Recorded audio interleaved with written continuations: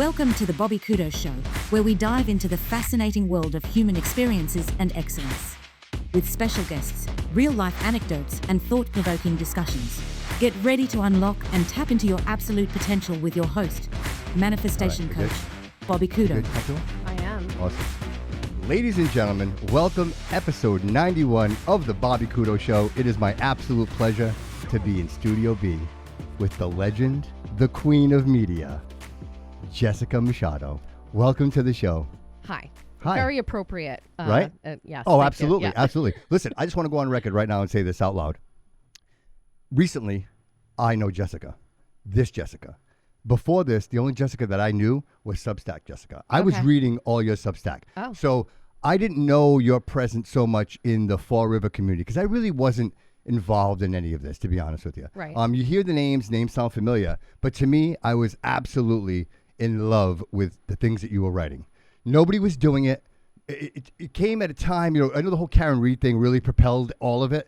I didn't even know what Substack was. I had no idea. So you introduced that to me. And I really love the 1 minute reads, the 5 minute reads, being able to catch up on a lot of these things. And I appreciate the level of honesty and how equal you are to everyone. You give everybody an opportunity. And I want to say that very carefully because I know in the realm that we're in right now, a lot of people saying a lot of things. People coming after me. Like, I'm just a messenger, man. People are calling me out for not living in Fall River my whole life, like just crazy things like that. And I say to myself, wow, if they're coming after me and I'm not even running for office, like I'm just a podcaster trying to get the word out, I can only imagine what they do to you.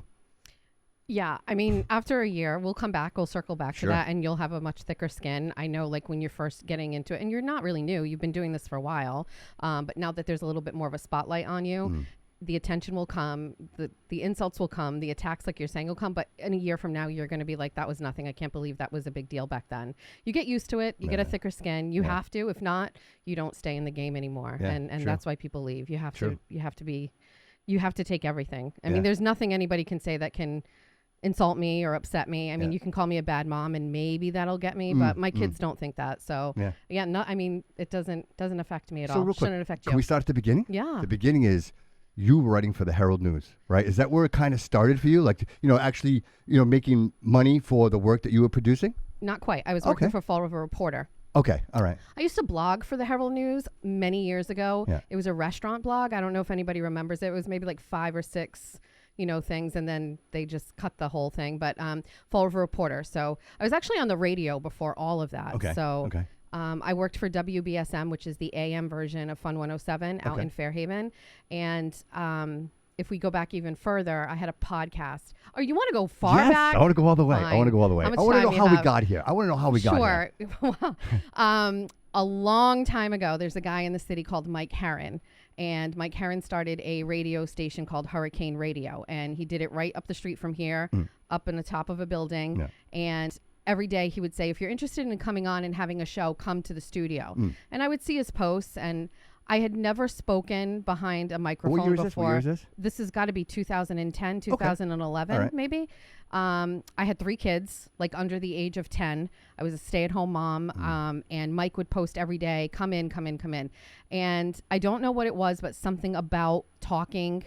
I love to, I'm like a chit chatter. Yeah. I want to talk. And so I can relate. He got to me one time. Yeah, you can. And so he got to me one day and he messaged me and he said, you should come in.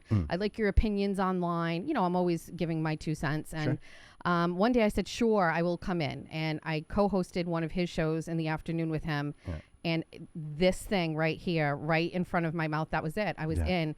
And so he asked me if I wanted to do my own show.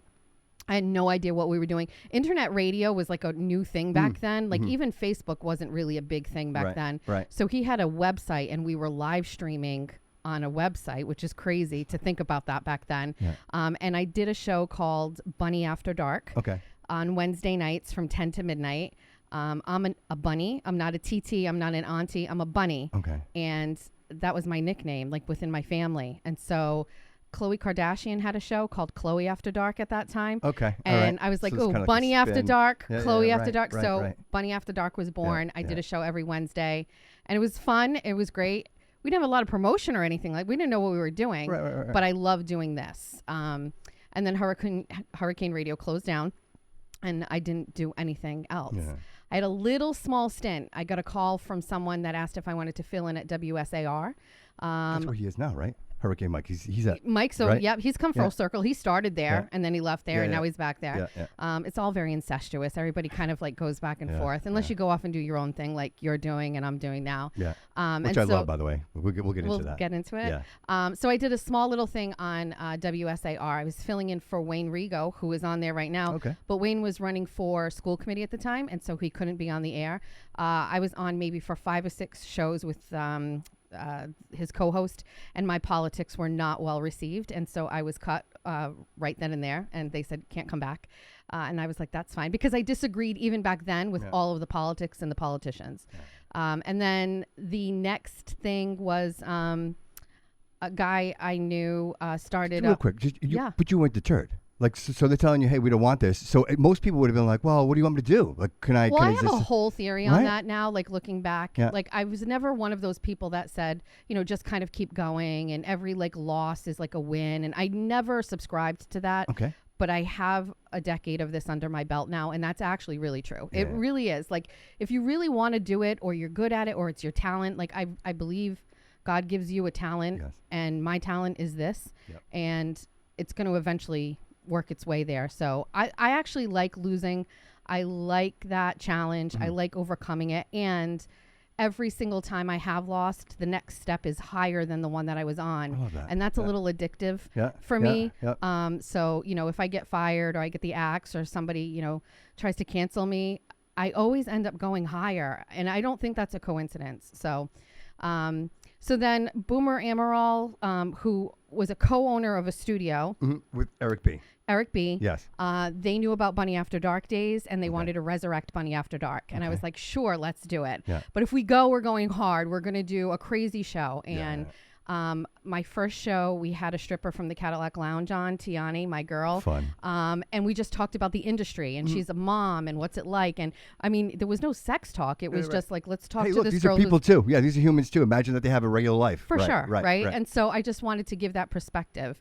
The second show was 2 OnlyFans creators that live in Fall River. And this is, it was during COVID. OnlyFans was just starting to become a thing. And I'm like, wait, you're making money off of this? Like, talk to us about it. So, and then COVID hit and we shut it down. But the manager over at WBSM knew my politics. He saw Bunny After Dark, and he said, you should come and do a show over here. And I said, okay. So I got a show on Saturdays, and it was all politics, 3 hours.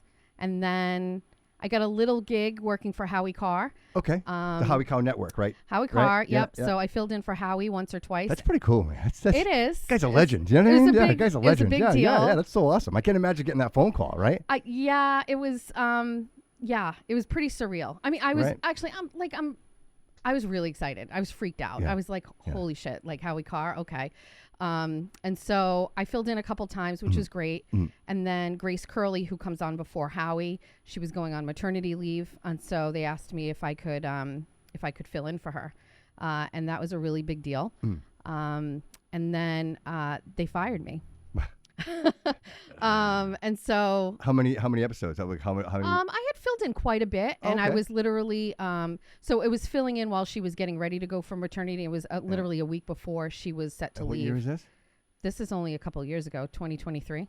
So like post COVID, like right after COVID. Oh yeah, right. Yeah. And so they fired me. I became a witness in a case. Okay. All right. I mean, I don't really know, honestly, Bobby, if you're really ready for all of this. Like, there's no politics the way, like. Give it to me. So I'm a Republican. Okay. And I'm involved in the Republican Republican part. Because part. we got people changing their. I've never seen so many changes in political affiliation from lately. the day that I could breathe, I've been a that. Republican. Like, I never changed this. Like I see people. I was this yesterday, but today I'm this. I've never seen that before. Like how. I mean, listen, people can evolve and change and recognize, hey, maybe I grew up a certain way and my feelings are different now, and I respect that, and that's totally fine, and I welcome that, especially if it's coming to our side of things. Right. I, on the other hand, have known from a very young age that I was a Republican. Would you consider yourself a conservative advocate? 100%. I mean, it's the thread woven through everything I do. Love it. I mean, I used to watch Family Ties and Alex P. Keaton, and I don't know if you remember that, but Alex P. Keaton was a Republican in a family full of, I have a twin sister, and she's a Democrat, so I knew right away that that's how I felt. I always had those positions and those thoughts on things. So I've been a registered Republican. I've always voted Republican.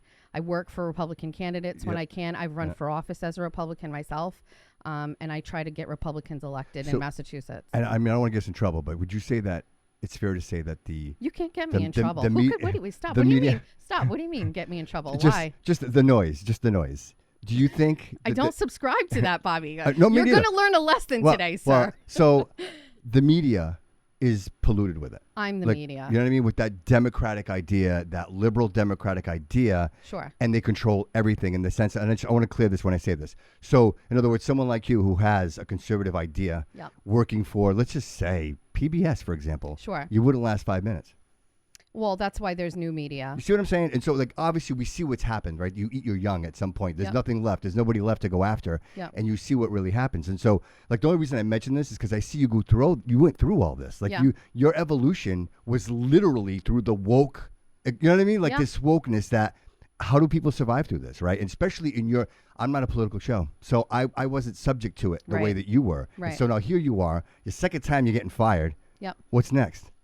Well, I work for myself now, so I love can't it. get fired. It's the way to go. It's the way to go. It's the way to go. I mean, they birthed this. This is their fault. Agreed. So if they don't now. like it, we are the media now. Yeah. Yes, absolutely. Yeah. Absolutely. So here you are. Yeah. We're surrounded by all these politicians, right? So you've been through this journey. Yep. More recently, you decide, hey, I'm going to work for myself. So do you still do side work for like the Fall River Reporter and things like that? Well, or is it like, because you do a lot of writing for Substack. Bobby, I got fired from Fall River Reporter as well. So you don't do contributing to them at all? No, fuck them. I love this. See, what do you mean? Listen, hold on. I don't know you, Jessica. I don't know you. That's why we're here. And I only say this. Look, and I mean this with the most respect possible. I know. I was so excited to get you in my studio because I see what you have become. Thanks. I didn't know the journey. I haven't, and now more recently, like sitting down with Christopher and sitting down with these people, I kind of see what's happening all around us, and be like, wow, she made it through all this, and she continues to be such a strong voice in all this, and you don't back down like a FOIA request away. Like you don't back down. You're going after these things, and I know I mentioned it. You're doing God's work. Nobody's doing this. You know why? Because they're afraid. You know what I mean? Like immediately people are like, well, I don't say that. Well, I don't want it. Because why? Because these sponsors refuse to live up to the truth. And I think, when we're in this realm and we're struggling to get people to understand how hard it is to have a message. Right? And if you believe in someone, there's 10 people that don't. So now you got to, do I convince you or do I say, go fuck yourself? I got my own shit to worry about.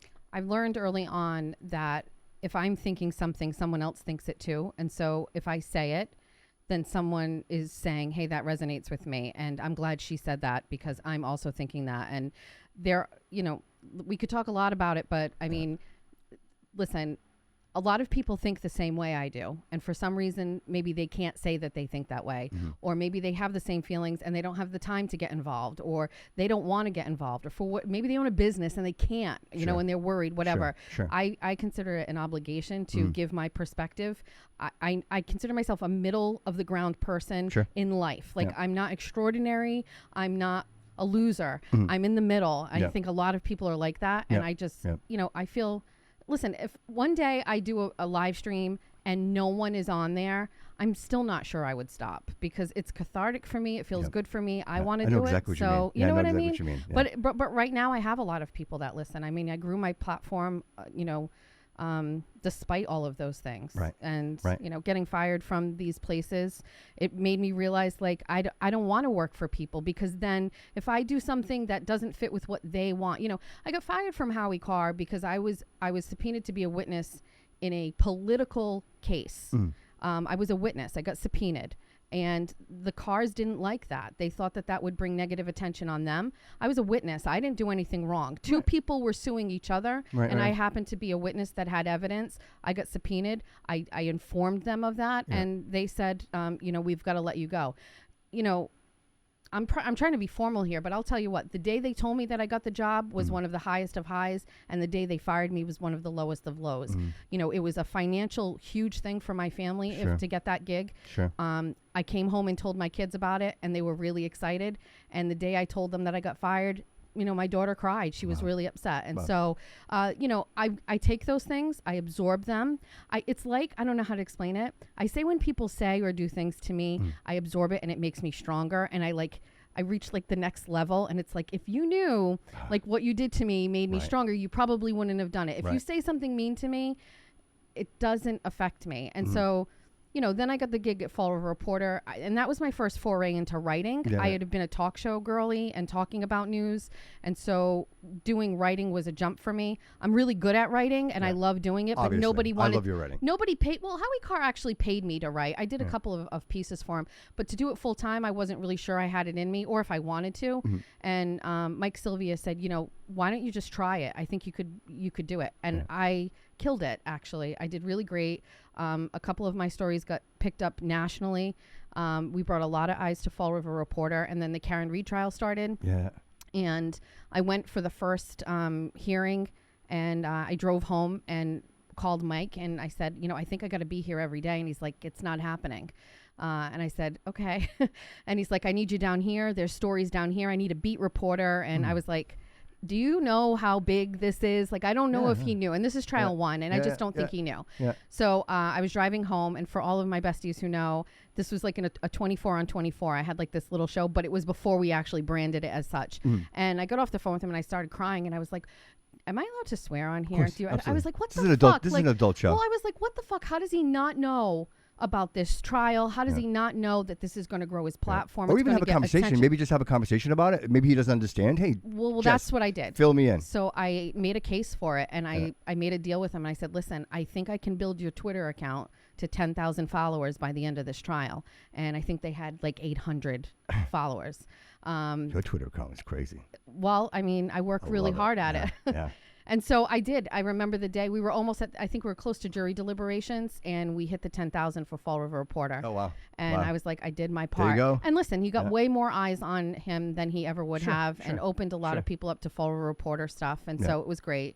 And I thought it was really, really great. And then in January of this year, he called me into the office and said he had to let me go.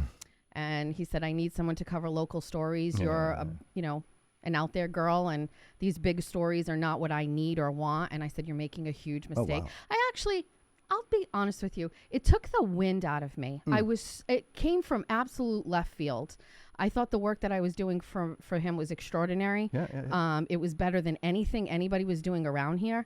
And I thought it was aligned with what his principles were, which was, you know, do you know the movie Spotlight? About the the movie Spotlight. The movie Spotlight is about the Catholic Church. Yes. Okay. And the reporters that uncovered it. Yes. I had worked for Fall River Reporter for maybe a week, and Mike called me into the office. He said, we're going to watch a movie, and it was Spotlight, and I had never seen it before. And he said, when it was done, he's like, this is what I want you to do. I want you to dig. I want you to figure this out. Go find the Spotlight stories. And I did. And then once I did, he didn't want them anymore. Wow. And so he fired me. And so it was a couple of days after I got fired. I was devastated, didn't know what to do. And I have some really great people in my life. Erin is one of them. I have a really great group of moms who were like... She has great hair.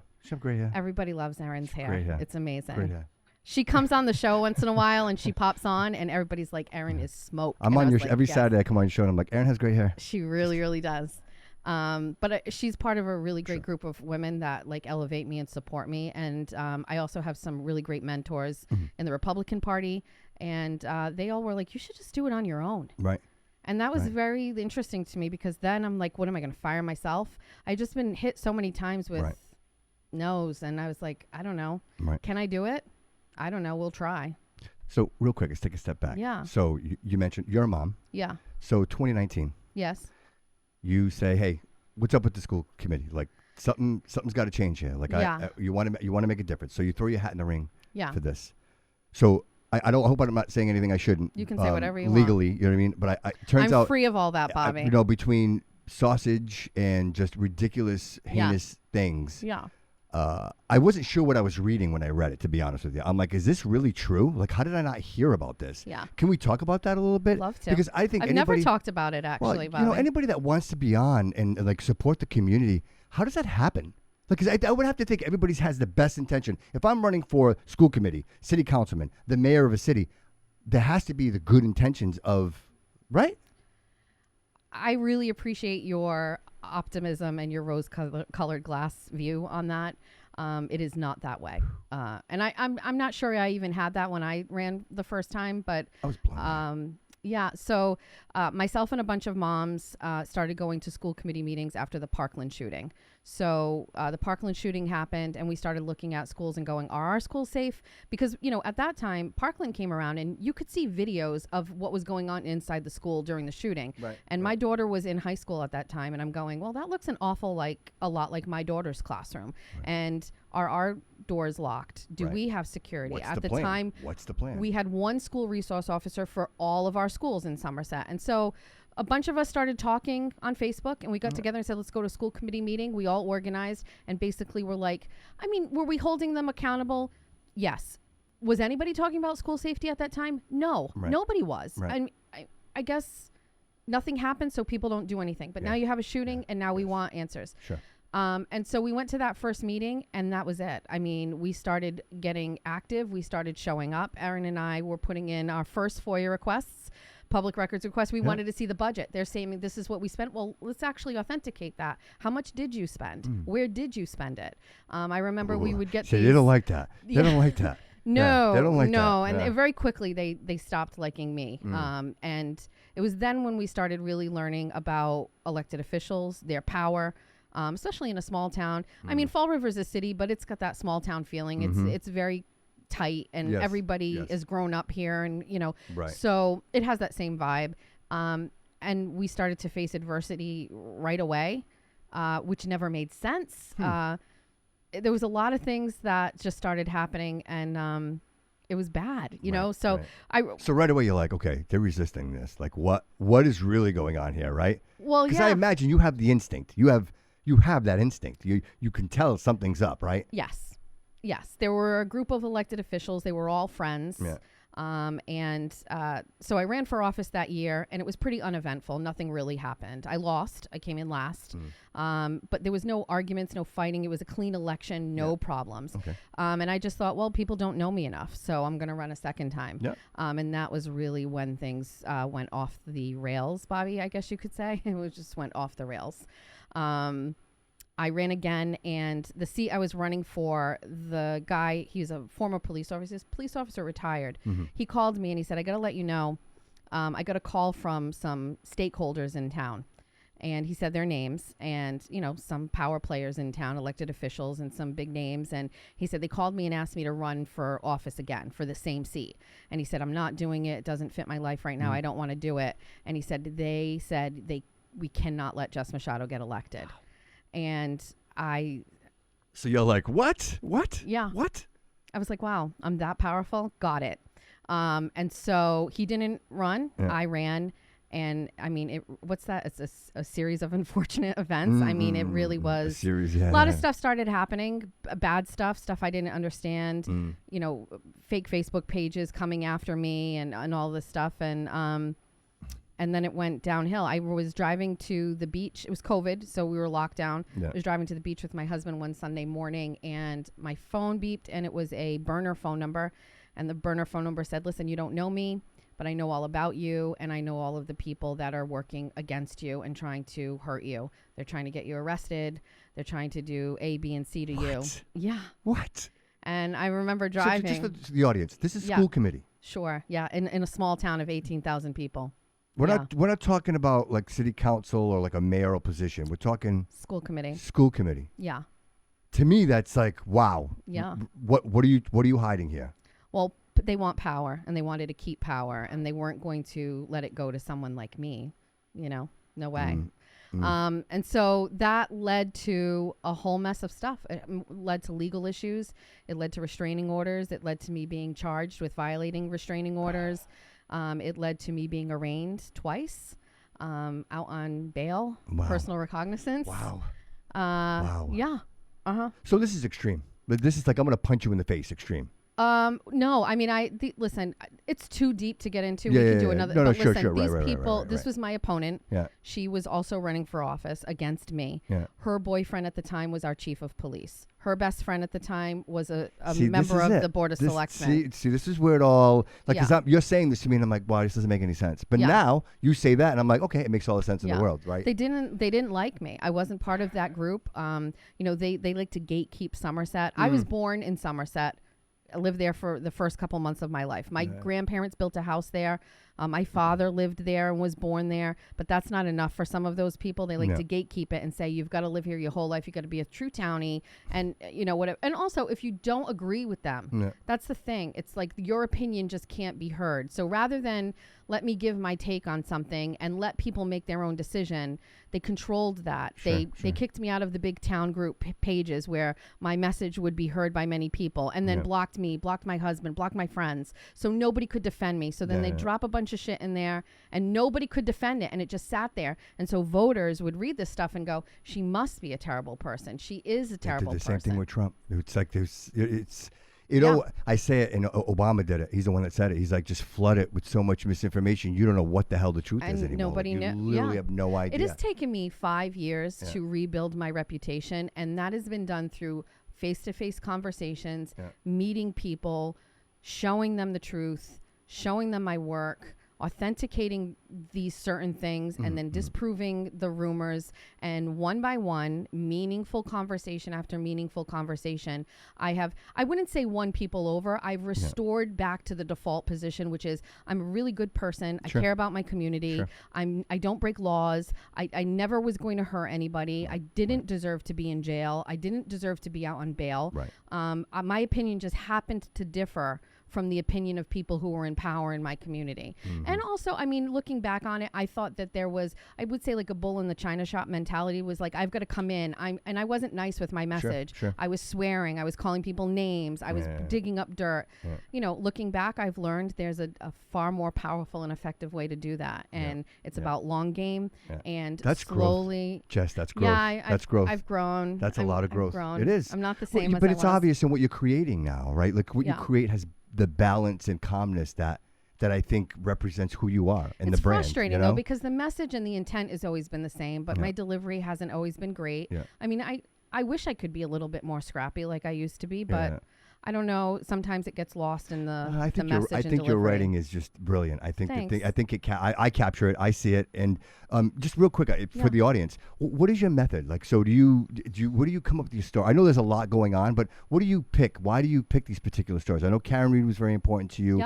More recently, her name was is it Kaylee? The Kaylee situation, which I'm completely blown away. And again, back to my original point, and there's so much substance in people like, oh, another girl died. Okay, but there's so much behind that. Sure. And I think, unfortunately, I think we failed.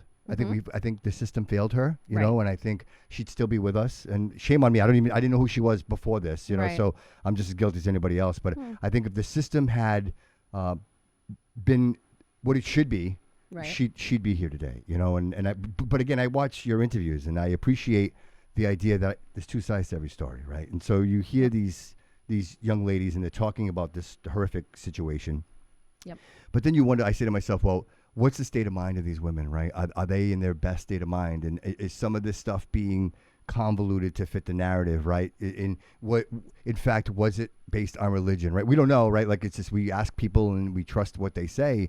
But I hate to think that, you know, humanity would just like throw her out and just knowing she's pregnant and just saying like, and her saying, hey, I got nowhere to go, and just being like, well, get out. You have 10 minutes to pack your shit and get out of here. And that's the stuff I struggle with, man. Like, when I see that, and I probably, you know, obviously I would have seen it on the news. I would have seen it on the news 3 times. You know, Fox 25 every morning it's on, right? I would have seen that for 7 days straight and never really known the substance of that. So I want to say thank you for shining the light on that and really making people realize that, you know, there's a lot going on here. It's not just people that are sick dying. There are reasons and there are things that are happening in the background, you know, much like not having enough firefighters to put out a fire. You know what I mean? So these are things that I think that our municipalities should be supporting our community, and I feel like they keep failing us. And I appreciate the fact that you keep bringing light to that. You know what I mean? But with that said, so your Saturday show, Like Yes. I want to talk about that 'cause Yes. I think it's fantastic. I think it's great. I think Thank it's you. something that we absolutely need right now. I've tuned in. I think you've done 4 so far. 4. I've been for Right, I've been, Aaron? 4? 4. I've been there for all 4. You're doing a great job too in production, and I appreciate them. I really enjoy them. And I'll say this, Thank you. because I found that I appreciate your writing, and I hope I'm not sounding like a fanboy over here, but I'm just like I manifested you. I get that a lot, Yeah, by the way. well, so well, I'm I used can to see it why. by now. I can see why. Well, Used to the it. truth is I manifested this. Like I've been manifesting this for a long time, and I'm not sure how much of the show you've had a chance to What do listen you to. mean?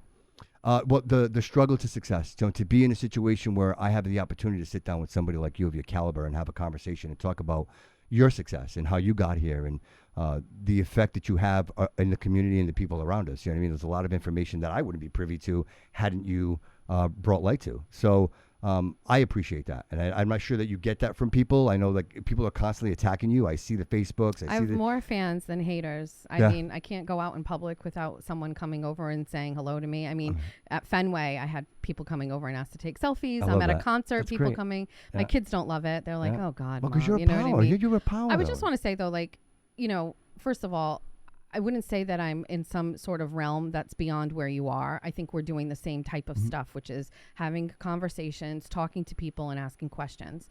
But with that being said, you know, I am a little nostalgic for what you're doing here. It reminds me of when I first started and I was first doing things and that excitement and like, you know, I think that's something you should be proud of. Thank you. I think it's a lot of work, and I unless you're doing it, I don't think people get it. Right. Sometimes it doesn't pay, and I did it for a long time where it didn't pay. Right.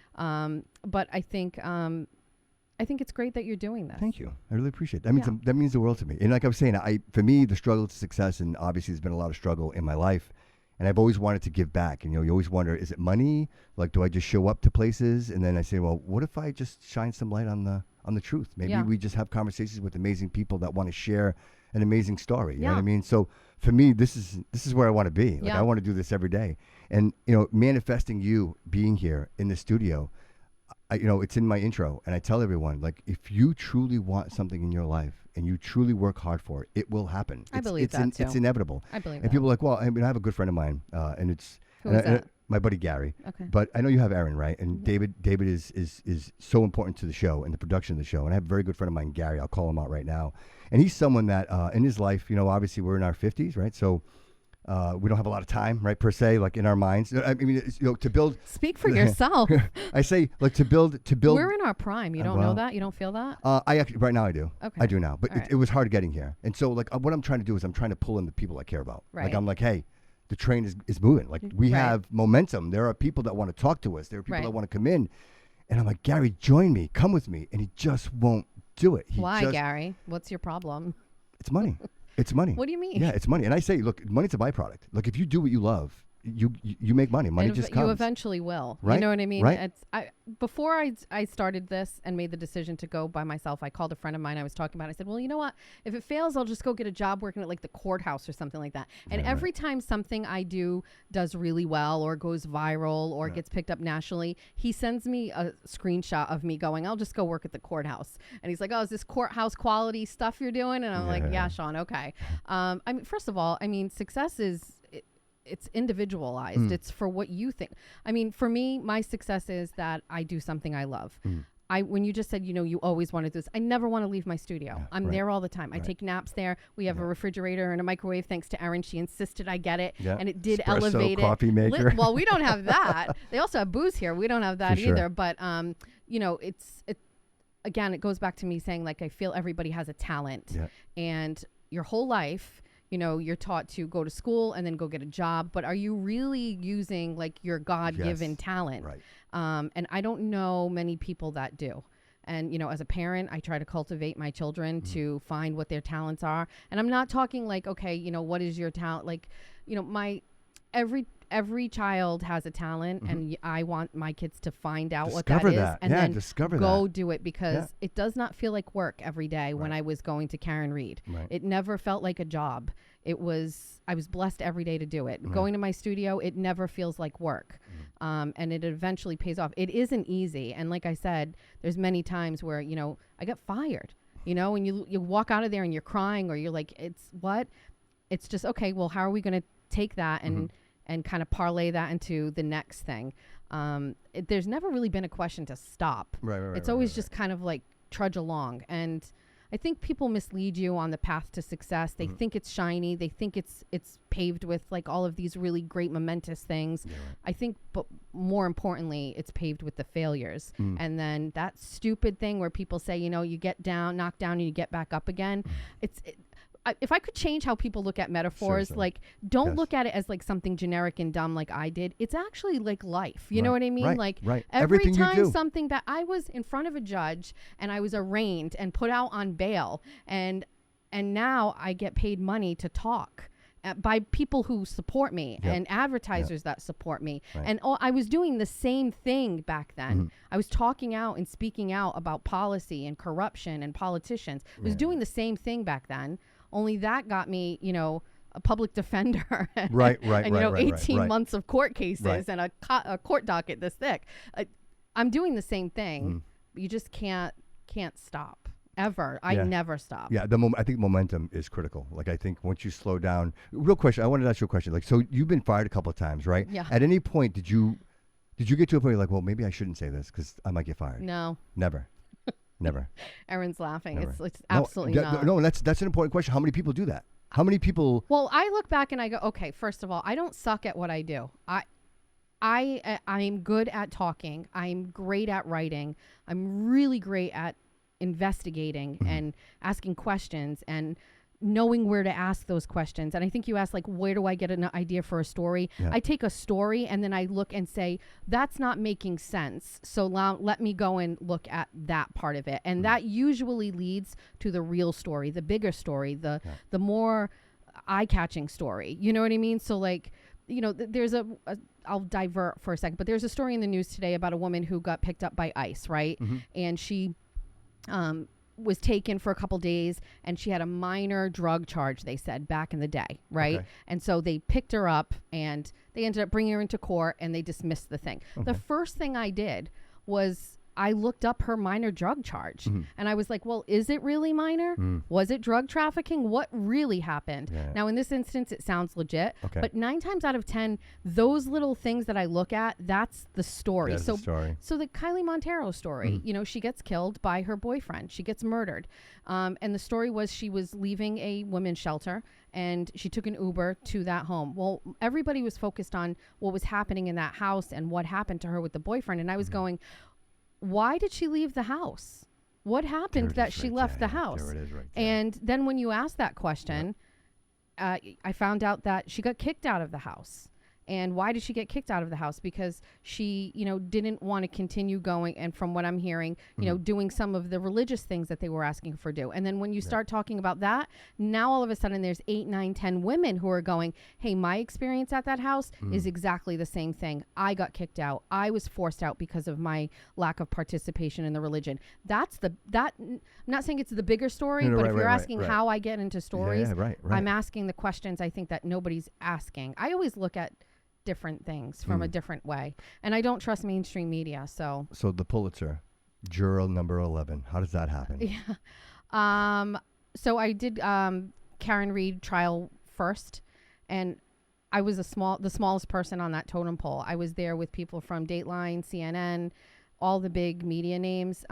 Turtle Boy was there, and he and I were the only independent journalists that were covering that trial.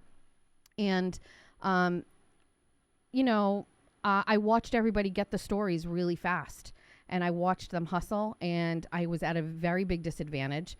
I didn't have a news truck. I mean, I was at a disadvantage right from the get-go. These people are going there, and they have makeup crews. They have teams carrying all their equipment. I'm lugging my old laptop, which weighed like 50 pounds. You know, I'm parking a mile away. They've got news trucks with parking passes. I was at a disadvantage every single day, and I'm not complaining, but I understood that, and I was like, well, what do I need to do differently trial 2? And so I changed a lot of things, and I was more prepared. It seems like a pattern. I love this. Like you regroup, right? You fail, you regroup, and you're like, okay, not this time. I love this. I love this. I'm a fixer. And so I fixed it, and I was like, okay, I need to do things differently. I mean, I wasn't even dressing appropriately. I wasn't wearing the right shoes. I didn't have the right bag. I didn't have the right equipment. This time around, I knew in advance that I needed to get the word out that I was looking for an interview right away. And I shot my shot right away, put it out on my Twitter account right after the verdict because, soliciting jurors during was not, you can't do it. Right. The minute the verdict was in, I put up a post. I I'm put my Bev would've cell threw a phone rock number at you. out, put my cell phone number right out there. I was like, call me. Well, the juror's family had been following me throughout the trial. And so one of the things that I said, I used to give the jurors like nicknames. Okay. So because nobody could see the jurors, you can't see the jurors in this case, so or any case for that matter. So you can't see. So I would give them nicknames so I could remember, and so my followers would remember. So I would give them all nicknames. Like the foreman from the first jury, his nickname was Vineyard Vines because he always dressed like a preppy Vineyard Vines dress guy. He had Vineyard Vines guy, and so this particular juror, I called her Jenner. Oh, you created characters. I love this. Yeah, I love Jenner this. juror. Yeah, So yeah. my followers would be like, "Oh, what's Jenner juror doing today?" Yeah. So I guess her family said that she had been given a nickname, Jenner juror, by this girl that just asked to interview jurors. So she called me or she texted me and she said, "I'm interested in doing an interview with you. My family said they loved your coverage, but I need to know why you called me Jenner juror." And I said, because you dressed like a Kardashian, and I couldn't say Kardashian because then people would get that. So I just nicknamed you Jenner, like Kris Jenner. And she's like, "Oh, okay." She's like, "Let's do an interview." And I was like, "How soon?" And she goes, "Today." Wow. And so I also Wow. learned you can't wait. You have to go super fast. Yes. I wrote my questions out like within 30 minutes. I was in a pool. I was in the pool swimming with my family, and I got out, ran into the dining room. How exciting for your family. Type Like, I gotta go. My husband couldn't believe it, actually. He's like, "The fuck? You got a juror?" And I was like, "I got a juror." Wow. So I sent her the questions, and then as she was saying, I'm going to take a few minutes to go through them, TMZ released an interview with the first juror, some guy that was on there. Yeah. But I like writing, and I like that I don't know, like something you can see. We can talk or whatever, but I also like that supplemental piece to it. Yes. And so the TMZ thing came out, and I was only just a little taken off track by it. I was like, all right, that's fine. It's going to get a little traction. That's good. And then she got it to me so fast, and I sent it to my friend Anthony Amore. He's, he writes. He's got some really great books out there, and I said, "Can you edit this really quick? Make sure there's no issues." Yeah. And I pushed it out super fast, and that was it. I mean, everybody was really thirsty for it. I would say it was luck, but it wasn't luck. It was hard work. Yes. It was knowing what I fucked up on the year before, Right. and being ready and prepared. And I don't know, they liked my style, and I'm very lucky. And it's not for everybody. There's 12 jurors that maybe didn't like my style, but that particular juror did. So can I ask you? Yes. What did you think Of the retrial? Do you think she had anything to do with that at all? I've maintained Karen has been innocent from the beginning. I've lived through political corruption, and I've seen that throughout this whole process. Canton's a small town just like insight. Somerset. You don't much more insight than the rest of us. You were there. You heard the whole trial, start to finish. Yes. So that's profound to hear you say that. Like that you think that she was. I believe this. I'm with you. I feel the same way. Even if I didn't, even if I thought, okay, I'm going to keep an open mind to this. The thing that really changed my mind was during the first trial, they brought out the sweatshirt that John was wearing when he was killed. And I looked at that sweatshirt. You guys don't have them on because it's hot in here, Bobby. Yes, very hot. But if you had a sweatshirt on, the holes in the sweatshirt, the sweatshirt was from here to here. I could see it up close. Yep. And there's no way in my mind that a car hitting it and the pieces of the taillight could puncture that sweatshirt in the way that it did. That's how they explained it. And I remember just looking at the sweatshirt and seeing it up close, and I'm going, that's impossible. There's just no way. Like dog bites, I mean, maybe? there's certainly so many other things. Right. Like physical evidence, but then when you add the other pieces to it. Well, the whole Proctor thing was just like insane. I mean, I have a weird take on that. I mean, I didn't think it was a big deal that he called her all those nasty. Guys will be guys. I don't know what else to say about but that. I just the unfortunate part about it is that it's in the middle of an investigation. Do you right? think that there aren't cops everywhere who no, talk like that? there are, but this he just got caught. Wow. Because his friends murdered a guy. But I mean, it's just I don't know. And also the C word, I told this story I think on my show or something, but I remember the first time a guy called me that, and it stung like that. It just stung. I'll never forget it.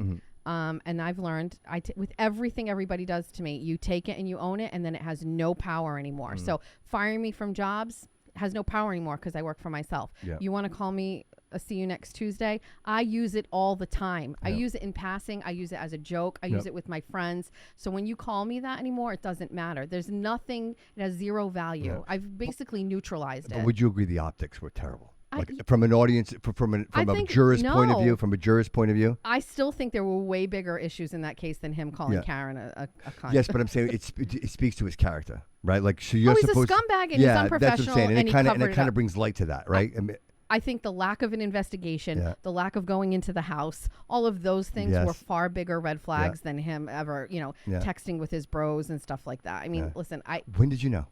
Was it the sweatshirt? As soon as you saw the sweatshirt, you I knew? knew from the beginning. I mean, I'm a follower of Turtle Boy. I followed every chapter of the case as he wrote it, as it came out. I think Yeah. the first one I read was number 5 or 6. I mean, we're over 500 or 600, Oh, wow. stories about this case.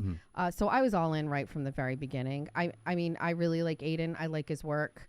It wasn't always that way. I was featured on Turtle Boy myself. So, but I really 'Cause he's believe. big in YouTube, like his following is YouTube, right? That's where he. Yeah, I mean he does Yeah. he does live shows, Yeah, and yeah. so but Yeah. he's big on X. He's big, he's pretty much big everywhere, and if he's not, it's because he's been deplatformed somewhere along Sure, the way. They've sure. shut him down. But he and continues to started do this, right? It wasn't just a Karen Reed case, right? He's doing. Oh, I other mean, he was things, doing right? stuff way before that. I Yeah. mean, Monica Cannon Grant, for example. I Yeah. mean, he was the only one talking about that story. So, he's. I love the work that he does. He digs. I think he does great work, and so I believe him in his work that he does. I believed his take on this from the beginning. Yep. It's where I learned everything about the case was through his work. Yeah. Certainly wasn't coming from mainstream media. They weren't no, reporting no, what right. we knew and Right. everything. I Right. mean, without him, I don't think anybody would know what they know. So, I knew right away. Those Canton committee meetings were rough. Yeah. This is big Somerset vibes over Wow. there. I'm like, I love a wow. good school committee or Yeah? yeah. I love seeing people Have stand you up. do you go I to love meetings? It. I love it. I'm going to start going to meetings. Yeah, I have to start going to meetings. Why? Yeah, because it's, you know what? I feel embarrassed, to be honest with you, Why? because there's a lot going on right now that I almost like living under a rock. Yeah. You know, and I tell the guys all the time, I'm like, guys, am I blinded by like what I see in people? Like, because I always see the good in people. Like I say to myself, if you were there and now you're here, then there's some worth in you. And Yeah. not realizing, like, I've been talking to more and more people, and I'm like, they're doing what? Why? They said what? When? And it takes me back because I would probably never say something about somebody that wasn't true or just something to hurt them for no reason. Like Right. that's not my style. And when I read some of these things and the way people are coming at me on my social media, I'm like, guys, I'm What just are they saying? they're accusing me of not being from Fall River. Like they're accusing me. So Are you from Fall River? I was born and raised here. I was 3 Okay. years old. My parents bought a house here. I Okay. have 3 families houses here. I left in 2009. I bought a house in Berkeley. I got married. Okay. I bought a house in Berkeley, and I lived out there for 9 years. Okay. Since divorced Okay. and moved back to my house here in Fall River. My mom is 81, lives Okay. here her whole life. I'm here every day. So to be called out, but what I'm saying, the point was to be called out with it. I'm like, should I defend myself in this case? I Yeah. didn't. I just let it be. But the idea was that you couldn't find anything, so that's what you went after. Like Yeah. that I'm not a resident because I left here for a couple of years, but I didn't. You know what I Right. mean? So, and again, I almost feel like childish even mentioning that because it's such a small thing. But Well- but the point is you went looking for it. Like you went and you went. How did you know that? Right? So now you want to go to meetings because you feel like they're guilting and shaming you into No. not being here? So I was not aware Of? of the political workings of the city. Okay. That's where I was naive. Do you want to be? Um, Do you need to be? the truth is, if I think success is a big part of what I'm doing here, right? And I think that if you want to be successful and you want to be a part of a community, the government and the people making the moves, it's important to know who they are. How does the government affect what you're doing right here? So say for example, someone doesn't like my message. Yeah. And say for example, now they attack me on social media. Say Okay. they do all these outrageous things and say outrageous things about me that aren't true. Like Words hurt. like you mentioned earlier. So what does it get to a point where it's so convoluted that I can't get my message out anymore, right? And so I'm very Who's going to stop you? nobody will ever stop me. No one will ever stop me. But the point is like I was almost naive to it. And so in other words, if I'm not involved, then I don't know. Like I have no idea, right? You don't need to. But I think it's important. I think you're asking questions of politicians Yeah. during an election year, and Yeah. that's a job that you've taken seriously. Yes. You're providing a service to the community by Yes. giving people the ability to listen and watch candidates.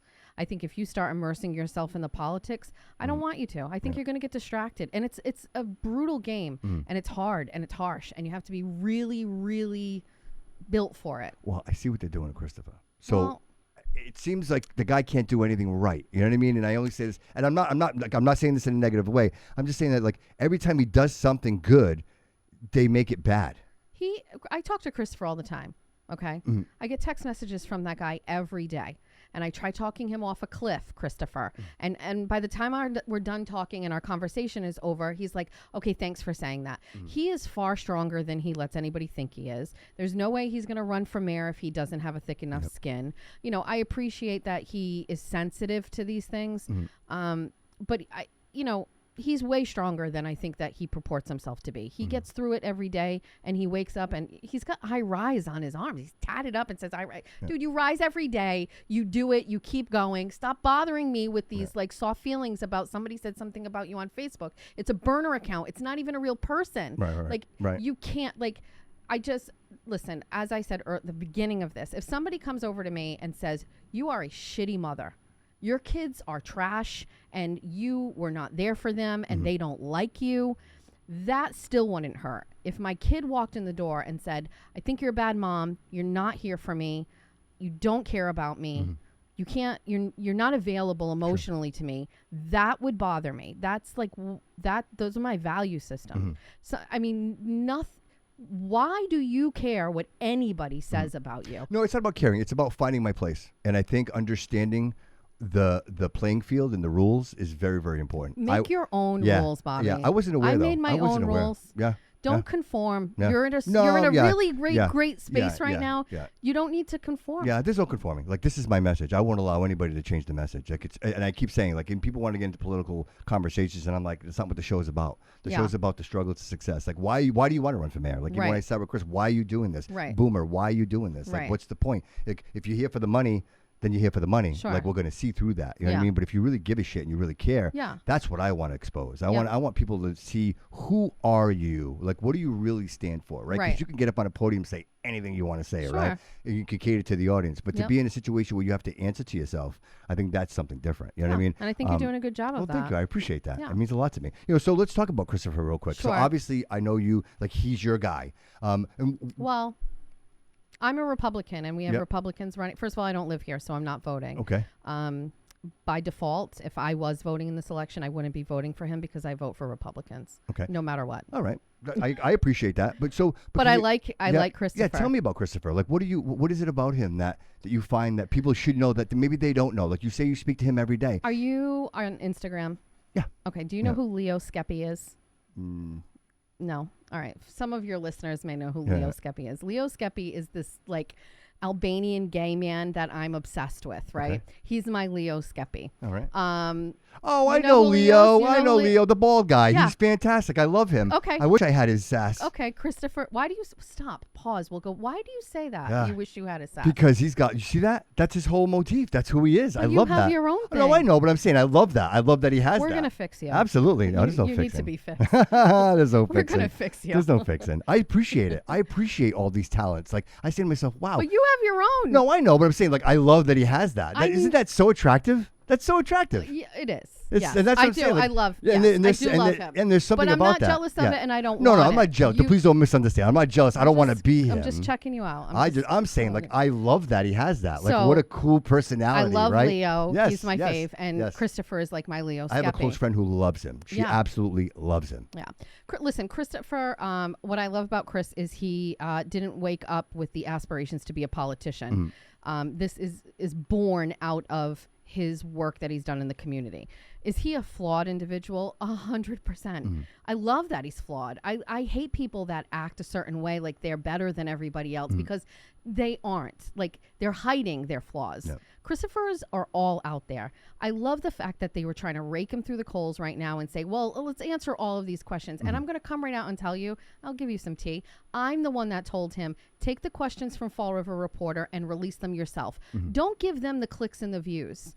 take the questions, Yep. write your answers, and then put them out yourself, because then they can't say, oh, well, here's our big story and here's the stuff. And he did it, and he put it out on his platform, and he stole that moment from them because they're not authentic. Florida Reporter is the news right now, and they shouldn't be the news. They should be talking about the news and sharing the news, but they're making themselves about the news. Oh, I can't get into the police department. They won't give me access. Oh, they're not coming to my debate. Okay, like, stop your complaining. Stop. Okay, you're like one bad day away from being deplatformed. That's my take on that. Christopher's authentic. He has fucked up. I love that he has. I talk about growth. I mean, you guys want to drag up a bankruptcy thing from like 20 years ago or something. That's insane. Yeah, but I that's mean, what this half is, the though. But that's people what in this this is. city can't afford to pay their rent. Half the people in this city have had financial struggles or didn't have like a solid foundation or a family to teach them the right way to live. Like, I think it's endearing that he shares his story. Do I think it's right that they're dragging him now when he steps up? Listen, you know what I tell him every text, and he'll show you every text is, if you did not have a chance of even impacting this election, nobody would talk about you. They wouldn't say anything. So that's what he said, absorb that and say, you know what? I love that they're coming at me. I love it. I must be making a difference here. And so I think he's really strong. I think he needs a team of people around him. He doesn't have a solid team because, again, he wasn't aspiring to be a politician. When you're just kind of like by default going, hey, I guess I've got to step up. Well, you don't have people around. You have customers because you're selling shit every day, and that's why people like you. Right. People aren't around him to like say, hey, let's run your campaign. I know, he's trying to make a solid campaign go of it right now. And I do think that's very important, that he has some structure to a campaign. I don't think you can win a campaign without it. And it's unfortunately the game. And, I'm one that's saying make the rules, find your own path. There are some things I just don't think you can change. And unfortunately, in my experience, in order to win elections, you must have some structure and do a certain number of things. So he needs that. And I hope he has a team that can get him there. Well, I know he just agreed to do the debate. Yes. And I'm glad that he did because, honestly, we were talking. I'm like, I don't think you can win without one. Yeah. Like, I mean, I think if you're going to allow your opponent to go up there and speak for an hour, 2 hours, whatever that may be, I think it's a huge disadvantage. So I'm glad that he decided to. I think Carlos decided to pull out. He's not going to do the debate. And so I imagine it's him and Boomer and Coogan. I mean, the issue here is you had a clear example of bias with Joe Good posting her text message as a comment. And so, I don't know how he could be trustworthy to pull off a debate. And so let me just give you an example. So Joe Good puts a comment, thinks it's a private text, I did see and that. it's obviously got bias. She's obviously attacking him in this personal text. And the grandeur, making fun of him and all of these things like that. How do you know that Joe Good isn't going to give the questions from the debate to Paul Coogan? Where is the character? Where is the integrity? And I don't know if you can trust it. So I understand where he was, and he was saying, listen, I'm not going into that fire pit. How do I know? I'm going to get screwed. They clearly don't like me. They're right. So I was on board with him saying, yeah, I'm not going to do it. My default response was, if Coogan does it, do it. But just go in and be relaxed. And you know what? If there's a question that they're trying to get you on or whatever, I'll get dude, back to you. spin it. Yeah, you could say any, what I mean? Be like, you know what? Well, I don't have the answer to that. But by the way, Joe, why did you say this and this and this about? I mean, you've got to have a little confidence. I think he's got confidence. So. Well, this is all new, right? Like nobody's practicing to be the mayor. Correct. Like it's just that this is something that you don't. Correct. You have no idea the magnitude of issues that come along. Well, Paul Coogan wasn't born a mayor. Right. I mean, he's a high school principal. That's what he says. Nobody was born a mayor. Will Flanagan wasn't born a mayor. No politician, unless there's some sort of generational shit going on there, was born a politician. Right. Nobody, I mean, maybe they're born into wealth, maybe they're born into status or whatever, but in this city, that doesn't make a difference. And you've seen that with Jazel Carrere. You've seen that with Will Flanagan. Will Flanagan's name isn't even Will Flanagan. It's Billy Sylvia. Like, he changed his name. I don't know if... his name's not even Will Flanagan. I used to work with the boy at Stop and Shop. His name is not Will Flanagan. I didn't know that. Surprise. So, nobody's born a politician. So, why does Paul Coogan get this blanket well, it's a tough job. And Paul was talk about nepotism. His whole family had a job in this city. You know what I mean? So he was not a politician. Nobody's born a politician, and I don't think there's anything that precludes somebody from being a politician. Look at Jazel Career. Jazel's out, by the way. I posted a picture. Jazel was at the registry, Fall River Deeds today. Our boy is free, everybody. Free at last. Free at last. Free at last. Our boy is out. Jesus. Free at last. I'm so excited. Talk about. I love Jazel. Right. Don't care. Yeah. Don't give a fuck. Yeah. Look at Buddy Cianci. Same type of charges, same type of sentence, did jail time, came back out and brought back the renaissance of the only Providence. mayor around with a surplus, you know what I mean? And, listen, right? I think the people that surrounded Jazel were terrible asshole people, and I think he was really young, and that did play in it. While it was great to have that fresh face and those new ideas and somebody that told Ken Fiola to get the fuck out of here, I love that about him. Yeah. It was a disadvantage because he was susceptible to bad people being around. I mean, Dave Heber was one of his people around him. Dave Heber is the biggest scumbag in the city. And this is somebody that the mayor considered part of his team. Oh, wow. This is somebody he was with. Ill-advised. So they didn't have his best day. They didn't have his best. No, and I mean, listen, do I want him to be mayor again? Yes. do I think he will be? I don't know, maybe. Oh, wow. What's corrupt? I mean, listen, I get it. And I know I'm going to get roasted for that. But there's corruption going on everywhere in the city right now while that man's been in jail. And it is what it is. And listen, Buddy Cianci did the same shit and came out, got elected again, and turned Providence around. And people loved him. Do I think that Jazel is as beloved as Buddy Cianci? No. I don't. He's too young, and he didn't have his foot in the door long enough. But I love some of the things that he did. It was a really... At least some of it made it to the citizens, right? Now none of it's making it to the citizens. You know what I mean? I like that he didn't... Listen, he fired Ken Fiola. I just did his whole story about Ken Carol Fiola. I saw that. Bobby, is anybody going to talk about this? What? Yes, let's talk about it. I don't know if you want to. Oh my God! Can you? You know what? I just don't understand. How does nobody? You can't nod your head, Dave. How does nobody see this? It's so obvious. It's so obvious. How does nobody see this? It's crazy to me. Carol Fiola is our state representative. So, and her husband, Ken Fiola, owns a nonprofit here. It's called Jobs for Fall River. It's also called the Bristol County Economic Development this or something. This is the shit I love about whatever. you. This is the stuff that I love you right. Yes. Do you want me to teach you how to do public records? Yes, let's do it. Let's do it. Carol Fiola puts a bill out there, and she wants this bill to take the land over on Duval Street that's been under construction. That land is owned by the Department of Transportation, the Mass DOT, and the Redevelopment Authority in Fall River. The Redevelopment Authority isn't like a Fall River city business. It's like a sub-business. It's a weird thing. It's not a city department, but it's like a subsidiary of the city. And they have an office at City Hall.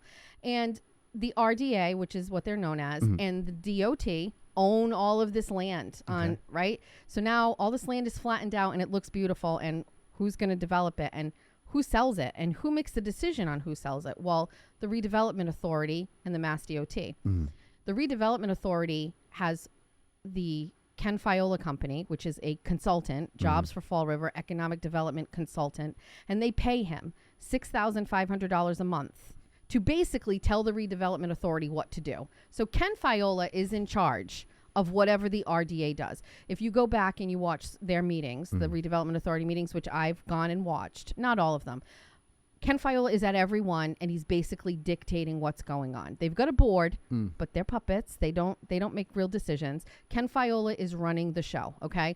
Carol Fiola goes and puts a bill in, and it is to turn over that land from the DOT exclusively to the Redevelopment Authority. Well, the Redevelopment Authority is essentially in business with your husband. Right. How is your husband not going to profit from this? Right. And so I think that's an issue. Yeah. And then when I started looking into that and I started looking at more bills, I asked AI. I said to AI, I said, I talk to Chat GPT every day. Me too, Charlie. And it calls me Bestie. Yeah. And I'm like, Bestie, can you tell me, has Carol Fiola introduced any other bills that involve the Office of Economic Development or Jobs for Fall River? And it found one. And it was like, oh, yeah, the state pier. So she wanted the state pier to get all of this wind initiative stuff. Who runs the state pier? The Redevelopment Authority. I mean, Ken Fiola, not the RDA. Ken Fiola. And I'm going, well, what do you know? So I made this little video and put all those things together, and it went crazy on Twitter or X or whatever. That's and people God's were like, work. how did we not Jess, know? That's God's work right there. Yeah, I'm God's work. You you. should have saw me in my bathroom on the first floor because I have birds and dogs, and they're all chirping, and I'm trying to record the audio, and I was like, can everybody just shut the fuck up? I got to expose Ken and Carol. And I roll the thing. And anyway, so I made this video.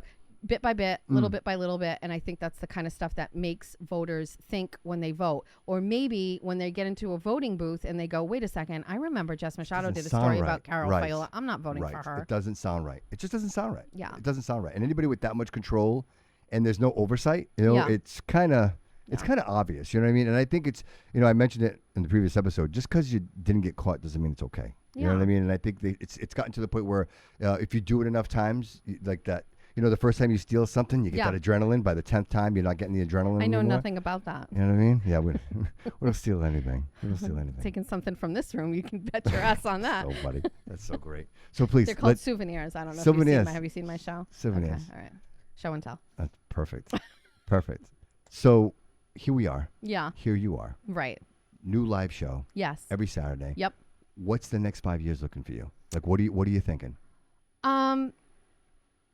As much as I love, I have some bucket list things and goals that I've always been just, I'm one person away from being on Barstool in some way.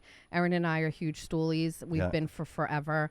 We've been very much invested in Barstool for many years. Mm-hmm. And I'm like one person away from that. You know what I mean? Like, and I've always felt I had something to offer them because I'm almost 50. That's right. I just remembered something about you.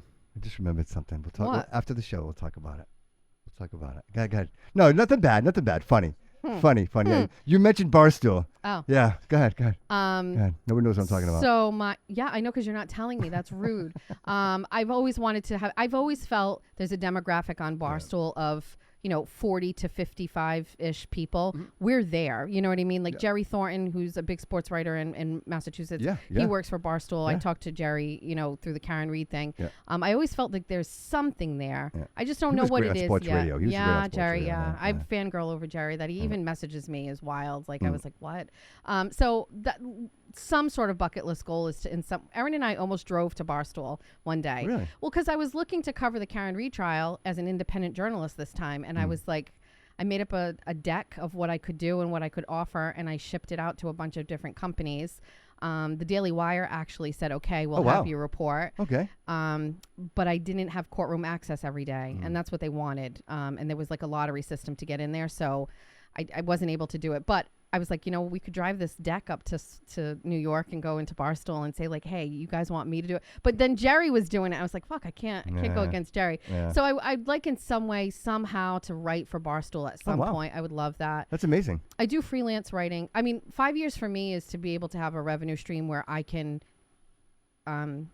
buy a new car. I mean, I drive my daughter's old car. It's 22 years old. Yeah. But life's going to change for you, right, in the next 5 years, right? Your kids are adults, right? They're almost there. Right? There's so much that's going to change for you. I really love what I'm doing right now. I like talking and I like writing. Yeah. And if that's enough where I don't have to go and get a real job, I'd be okay. If I have to leave this and go get a real job, if it's not paying off, I'd still like to be on radio in some capacity and talk. I love doing it. You're always welcome here. Thank you.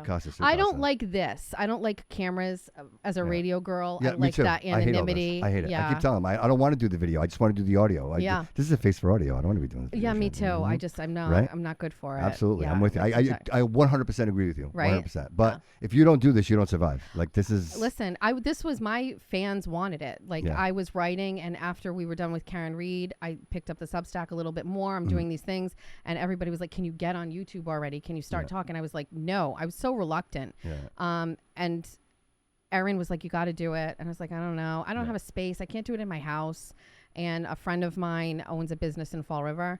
Anyway, I talked to a friend in the morning, and she's like, I was stressed out. I was like, I don't know what I'm doing. It's not enough money in this. Like, I don't know. And she's like, what do you need? Like, what do you need? And I went, I need a studio. And she's like, oh, I don't know. Calls me like an hour later, and she goes, I need you to go down to here and go and meet this person. And I was like, what? And she goes, like today? And she's like, yeah. And I went an hour later in flip-flops and shorts and a tank top. And I met my friend Jeff, who owns a business in Fall River. And he handed me a key, him and his business partner. And he said, here you go. We're going to go for a walk. Walked me upstairs into the space that's now my studio. It was a storage space. It's beautiful. I love it. I love what you did. I love it. Thank you. It looks it's great. All Erin. Yeah. It's all Erin's vision. That's looks for great. Sure. Looks great. And he said, here you go. And I said, well, I can't afford this. He says, no, just I want you to work and have fun and enjoy it. He's like, I believe in what you did. He lived in town with me. He saw the journey with all of the political stuff. And he's like, I love your work. And so we took that little space and in a little bit of time. And then we had it all, and I was like, oh, now do I actually have to do the show? I don't think I want to do the show. Right.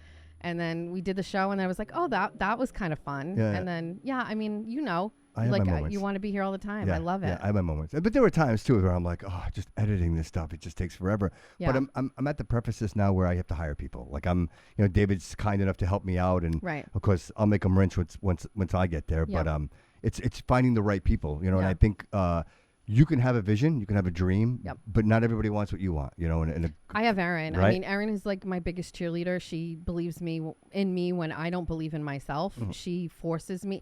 We have like this. We've only fought once, I think, ever, and the fight was in regards to court. Actually, Oh, wow. she wanted me to do something, and I didn't want to do it. Yeah. And she was right, and I didn't do it. Erin lost her job because of me. Oh, wow. When we were Oh, wow. fighting for stuff in the school department, Oh, they wow. fired her. She worked Wow. there, and they fired her. Erin. I gotta find me some true friends. Ain't nobody getting fired for me. Oh, Erin, I mean, I put a little, I can't no. fire him. He works for free. I think about, you said that, but I mean, I'm not sure if I didn't have Erin, if I would even be doing what I'm doing. She has a really great way of saying, like, I don't want to overstep, Yeah. but I'm going to tell you this is what you need to do. Don't get upset. Yeah, Take yeah. it as you want. She's like passive aggressive, but also in a way where it's like, I don't think I have an option. She's Like I planting the have to seed. do it. Yeah, once And she plants like, the seed, it's in there. well, Yeah. I think it's rude, and I don't want to let her down sometimes. Yeah, like, right. you know what I mean? Right. Like, Yeah, because you say to yourself, she's committing her time to she support you. has no reason right, to. She doesn't right, need to right. do it. And so I totally get that. Yeah, I totally mean, get that. Yeah, I totally get that. Oh, damn. You guys look beautiful together, by the way. I can This see is the energy. great. No, you guys have amazing energy. She's Yeah. so reluctant to do anything, but she's been jumping on the show, and Yeah. you'll see in the comments, everybody loves her. Yes. And like, we're so different. Like, it's just, I don't know, it works. I couldn't do it without Erin. And my goal always, 5-year goal, is to make enough money where I can pay her and she can quit her job, and we can do this every day. I love that. I love Yeah. that. That's so fantastic. Yeah. You know, So- and she's a great wig man. Like you see, like that background. She's like your with Joe Rogan, right? What is it, Jimmy? Is Yeah. it Jimmy? She's Yeah. your Jimmy. Right? And I got my Jimmy. Yeah. And you know, and I tell you, if David wasn't here supporting me, sometimes you kind of wonder. You're Yeah. like, gee, but you know what?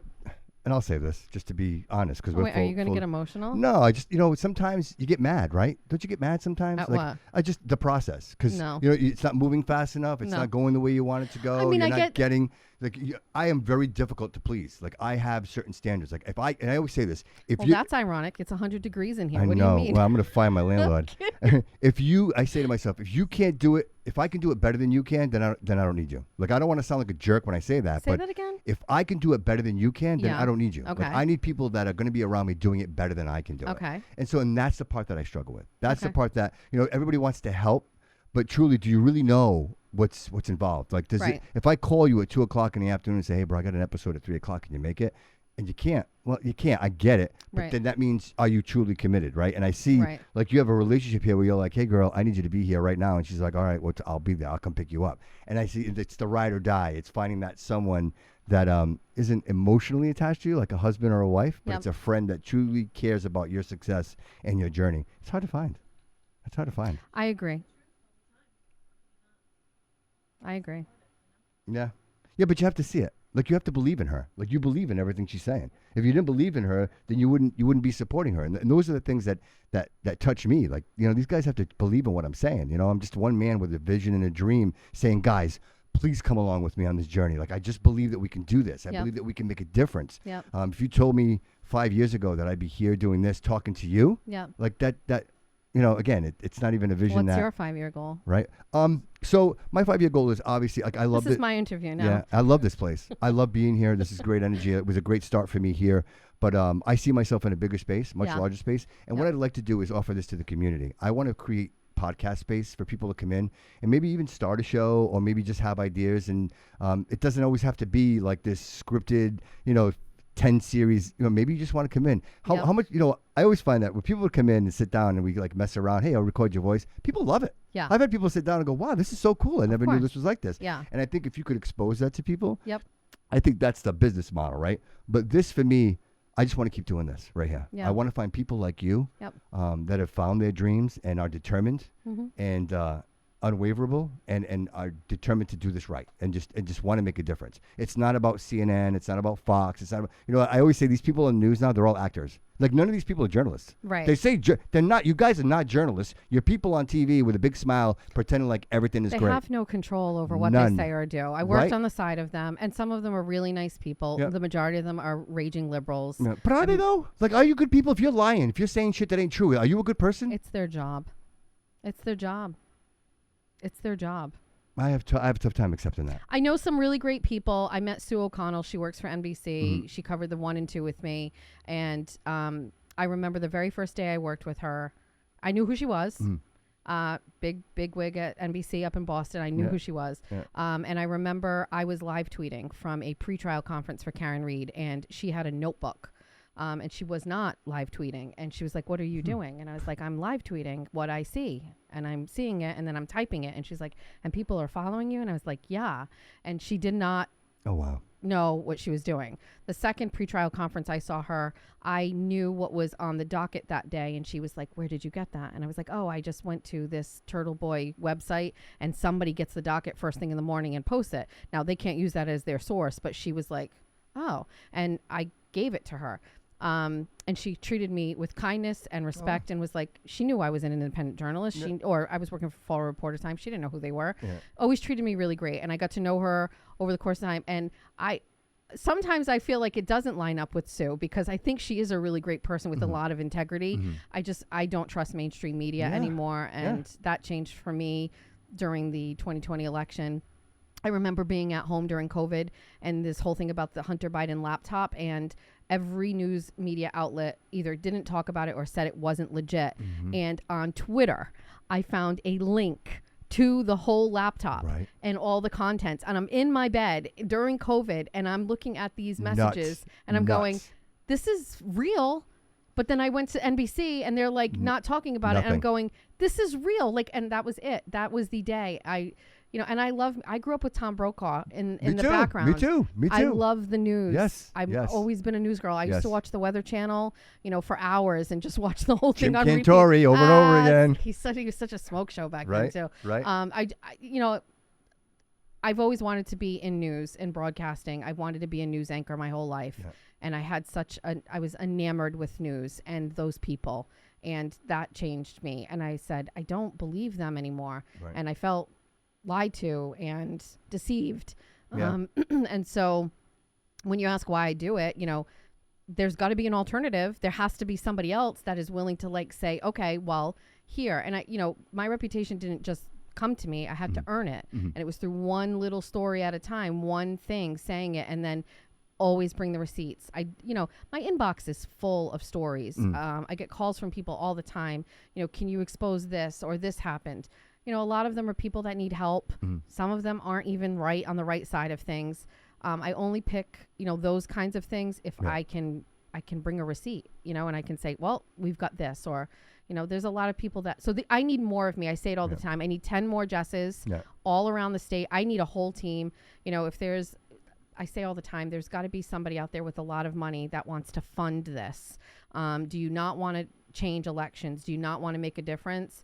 You need more people like me writing these stories 100%. And exposing this stuff. 100%. And so if this reaches someone with big pockets, I'll spend your money wisely. I'll hire a team. I'll bring Aaron on board full time. We'll do this for, and make a difference. I really truly believe, and it's a shared accomplishment with Fall River Reporter. I believe that we changed the election in Fall River. For the first time in the history of the city, it voted in the majority for a Republican president. I believe that was through our reporting and our work. And the thing is, if we weren't reporting on it, every other news source down here would have just been the same mainstream media, and voters would have never seen. It's almost like, Bobby, they don't trust you to make your own decision when you get in the voting box. Because if they did, they would just let everybody read and see everything and then make a decision. They don't trust their candidates because they suck. They don't trust their platform because it's rooted in corruption and them getting rich. And they don't trust the voter to believe their lies. And so they've controlled. It's so smart. It's so smart. Oh, yeah. And so the question is, how do you fix it? So is it possible? I guess the question is it possible? Because I like when you say these are flawed men, because they all are. We all are. Yeah. Men are flawed, right? And so my stance is, I'm not expecting a perfect mayor. That's not Right. what I'm expecting. But I'm Right. expecting someone who's smart enough to know he or she needs to surround themselves with the smartest people, right? Right. I don't have to know how to be a plumber, but I know a really good plumber, right? Right. That idea.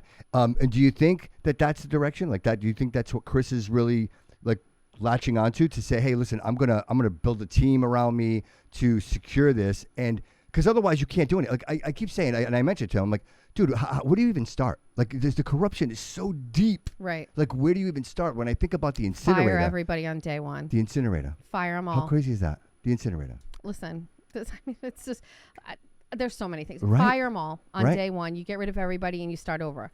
He needs a team. I mean, so the other thing too, also, there's two things I want to say. The first is I don't believe there is any candidate right now that could do the job that I think needs to be done in this city. There is a candidate out there I know that maybe it's not the right time, but they could make a change and make a difference and lead the way that we need. Yep. I think Christopher is the best. Do I think Boomer Amaral is the right candidate? I know you had him on a show. I Yep. mean, listen, I'm not trying to make friends with Yep. Boomer. Yep. Boomer is my state committee man. Okay. So, and you know, I'm not going to sit here and not say this. Boomer was elected on the ballot to be our state committee man. Okay. He ran against somebody and he won an election. His job as a state committee man, in case you don't know, is every party in the state, Democrat and Republican, has a state party, a state committee. Okay. So the Mass GOP is ours and the Democratic Party for the state. Okay.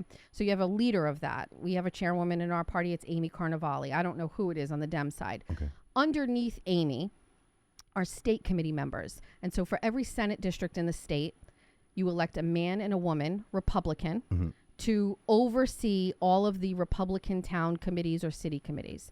You also have Democratic town committees and city committees. And those people, their job is to hold meetings once a quarter and help get Republicans elected or Democrats elected. I'm the chairwoman of my committee in Somerset. So I have one in Somerset. We meet every month and we find candidates and then we help get them elected to office in Somerset. And we just had a wildly successful run at that. We had some serious wins that I won't burden everybody with, but we win. That's in fantastic. Somerset. That's great. That's huge. It's life-changing. Yes. It changes everything. Yeah. We ousted a 24-year-long incumbent in the Democratic. Wouldn't you talk about that? I want to hear it. Come on. Sure. We got time. Sure, Bobby. Come on. Pat Haddad was the long-term Democratic state representative for the 5th Bristol District. She represents Somerset, Dighton, and a piece of Taunton, okay? Just the way the districts are. Okay. Pat Haddad was a gym teacher in Somerset, and then she became a school committee member, and then she parlayed that into becoming state representative. And for 24 years,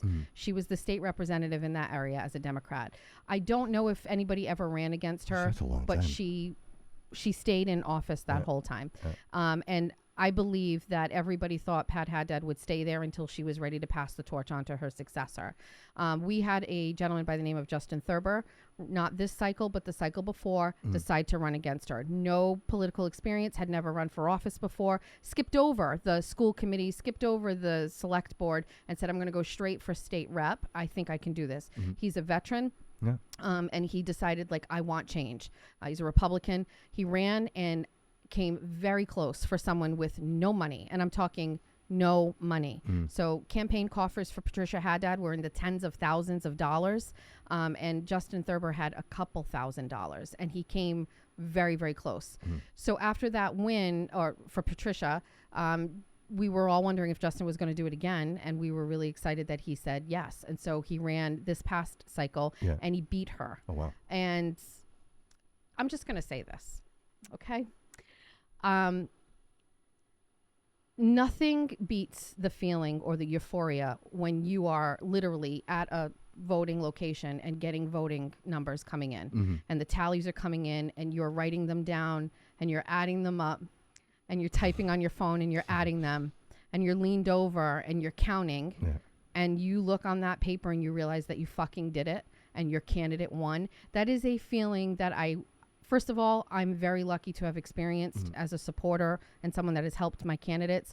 But number two, what a win. Yeah. And it feels like nothing you've ever experienced. There's nothing like winning elections. Yeah. And that win was an extraordinary win.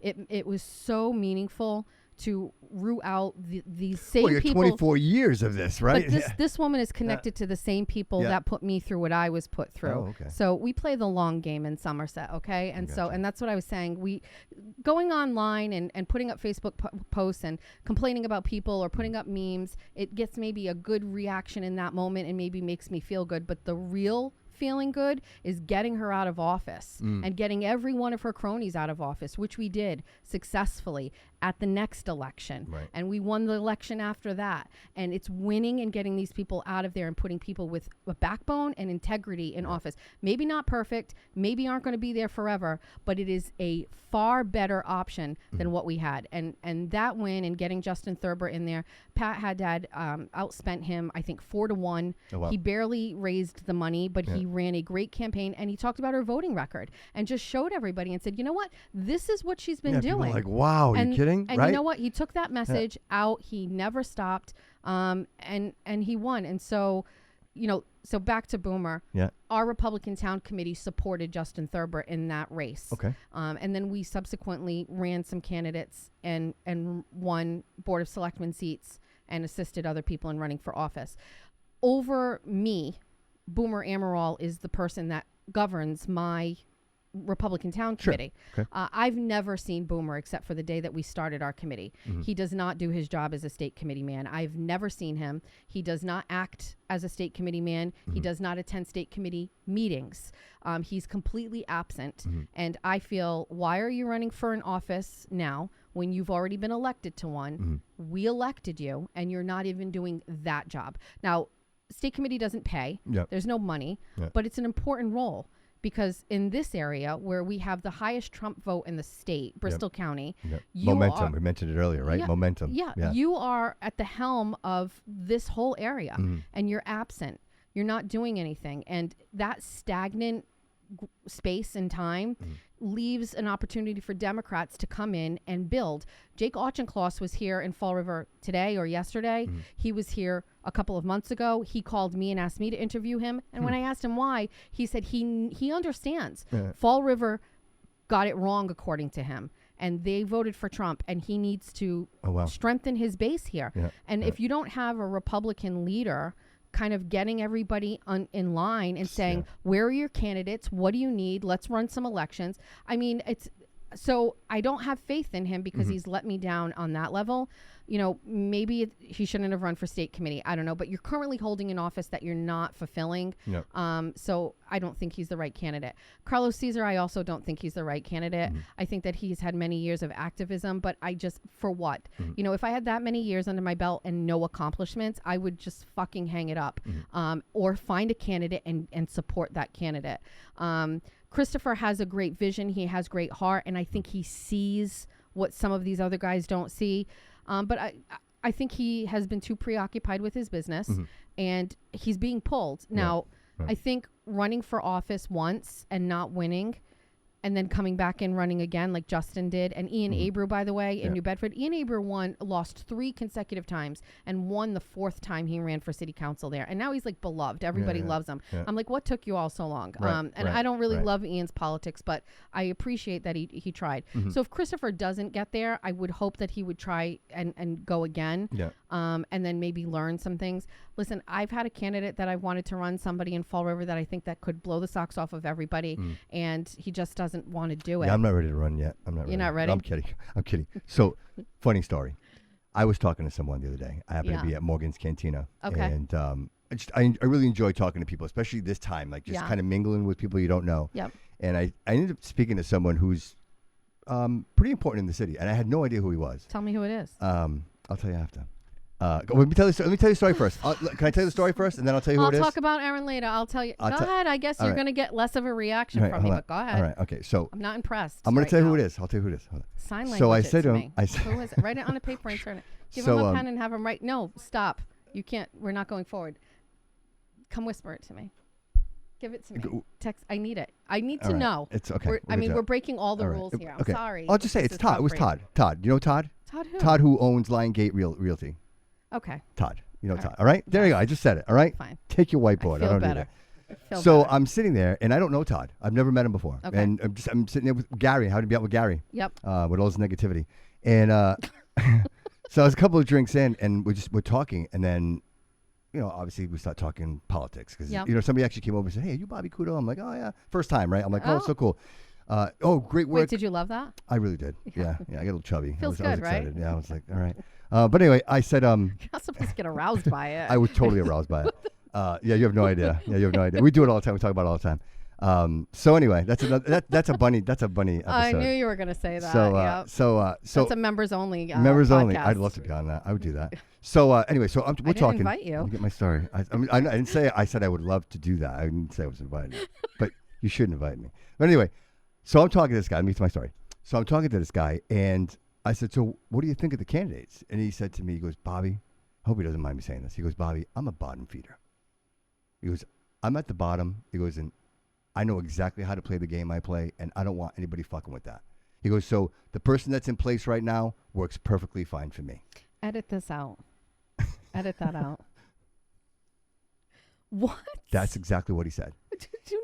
And do not broadcast. I'm telling you, listen to me. And I said to myself, wow, I had no idea that was even a stance. And he wasn't saying it in a negative light. Right. He's saying that, hey man, I do my thing, bro, and it works really well for me, and I know the system that's in place. Right. He goes, so I don't want to mess with that. I don't want somebody new in here. I don't want. Well, he's in self-preservation mode, I guess. But I didn't see that. I didn't see that angle. Like, I'm seeing the angle of everybody wants change, right? Everybody's sick of the potholes in the city. Like, nobody wants to drive in this garbage anymore. Nobody wants to see the Fiolas get super, super rich. Right. But at the end of the day, you got people out there going, hey, man, this works for me. I'm doing just fine. My life is good. And I have to respect that. Like, if there is a need for change and it's palpable, there will be change. We recalled Will Flanagan. I was a part of that recall. Yeah. I was, holding signs in front of you and Jordan hanging out for that? That's when I did like Jordan in the beginning, and I thought it went too far after the recall. We are. Oh, okay. Yeah, we all right. are. Okay, all right. But I wrote a post on Facebook at the time, and I said the death of Threw Up in Fall River.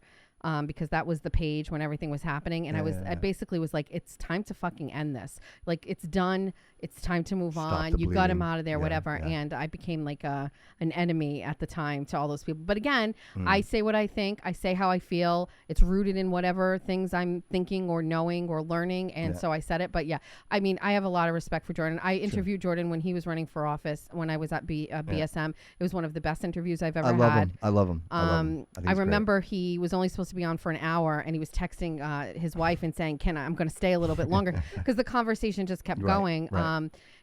Again, nobody's perfect, and they're not the perfect candidate, but I think the pendulum's going to swing to the other side, where people want people that have a little bit of heart and personality. Control. Yes. I think I'm going to give a little slack on some things, like in an operational sense, for somebody that has a little bit more heart or that doesn't have the political connections. And I think, I think voters may see that. It's a very small window of opportunity, I think, right now for change. I'm just going to say that. I think the next election, presidential election, is going to bring a whole new, different group of people running for office. Some of those people are going to get some momentum. And so Fall River is in this little space right now where I think they can make some change. Listen, when you have a presidential election, and I'm just being a nerd when it comes to politics, a presidential election brings out a whole voting demographic that you don't normally see. True. And so in these off years like this one, where you don't even have your state representatives or your other higher offices on the ballot, this is a unique time to make change. Do I think anybody was prepared for that or understands that in the city? No. Right. And I think that's why we don't have candidates. I think Christopher stepped up because nobody else was good enough. But I think, I don't think he should have to do it. I think there should have been someone else that got involved. I think there should have been another candidate that maybe can or doesn't have a business. Why wouldn't they? Why do you think they didn't throw their hat in the ring? Well, the candidate that I wanted, he likes vacationing in Florida for January, February, and March. That's a good reason. He's retired. He's a business owner. Yeah. It's my baby daddy. I don't have a problem saying it. I wanted, so my ex who used to own the St. James Irish Pub, Ron. I love that place. Yeah. So the guy that used to own it, Ron Travasos, is my daughter's father. Oh, okay. All right. Yep. I didn't know that. I know it takes a second for everybody to get. He's a lot older than me, but that's I was 22 and he was 44. That's a whole other story, Bobby. Wow. Oh, wow. But I think Ron is an exceptional candidate and would be a fantastic leader. Yeah. I know he toyed with the idea maybe 6 or 7 years ago.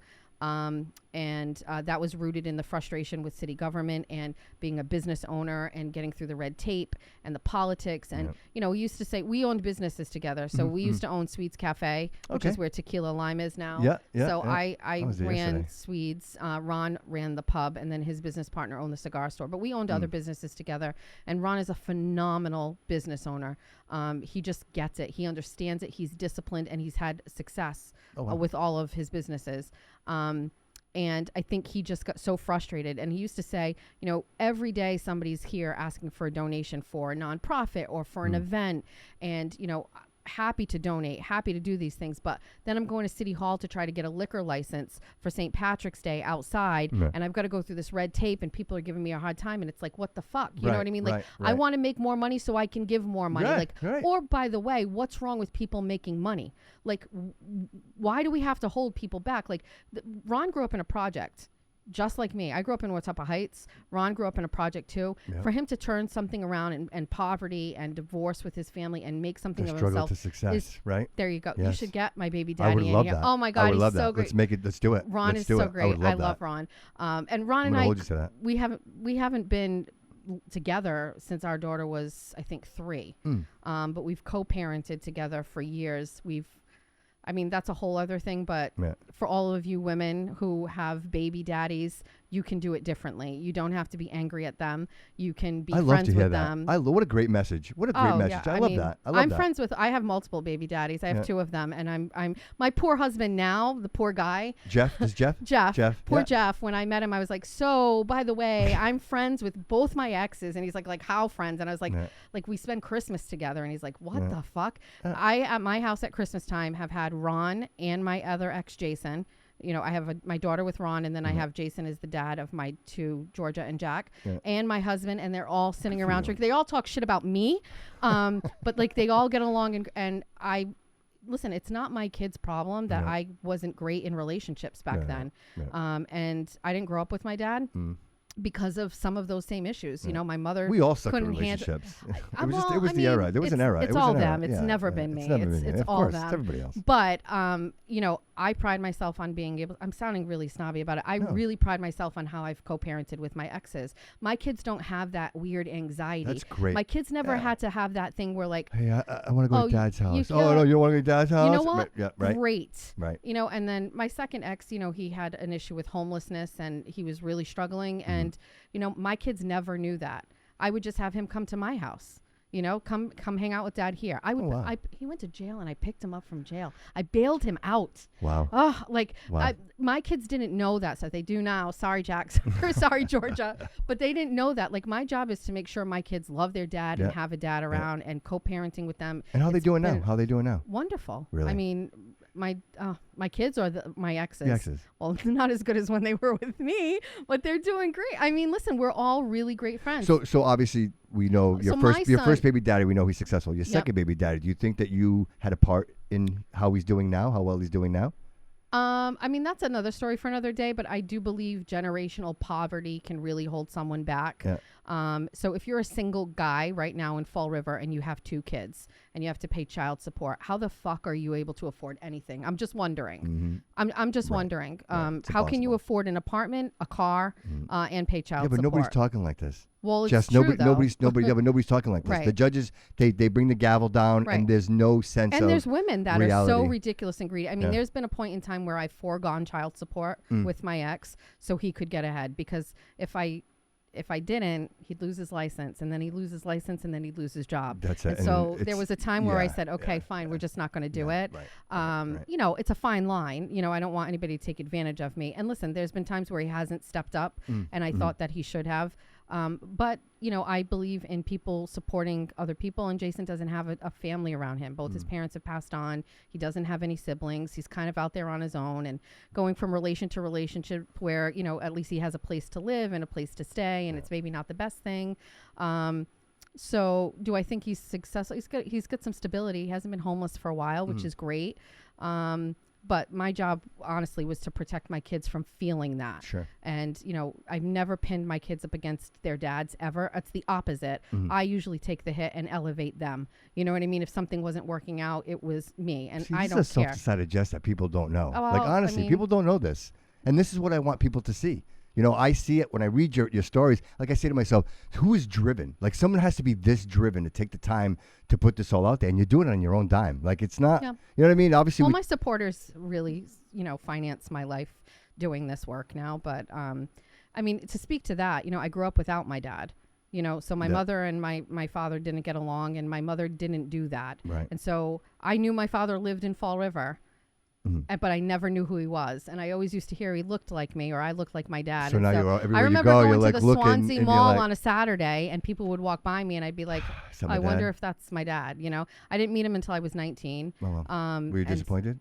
My dad is a Vietnam Purple Heart. Oh, that's amazing. Oh, really? Yeah, I was disappointed, but that's another story for another day. Yeah, I mean, listen. My dad was a gambler, a fisherman, a drinker, a womanizer. Loved music, and I love all of those things. I don't want to absorb that whole lifestyle, but I have some of those characteristics. Sure. And everything in moderation. My dad's yearbook quote was, "He who does not love wine, women, or song remains a fool his whole life long." And I was like, how my father knew that at 18 and then literally lived that lifestyle. Wow. But my dad, again, in moderation. My dad was a veteran. He didn't get help for his PTSD from Vietnam. He was homeless. He was an alcoholic, and he died, from alcoholism alone. Homeless. And so my decision when I'm co-parenting to ensure a connection between my children and their father is rooted in me not having one with my dad. And so I'm glad I met him, and super happy about getting to know him throughout my adult life. And he's great. I mean, I used to play poker with him. It was some of the best times I've ever had. But anyway, baby daddies, they have a hard job right now, especially in this day and age. And in this city, I don't know how guys can do it. And there's no support system for that, And so I haven't always been in the position where I could forego child support from my ex.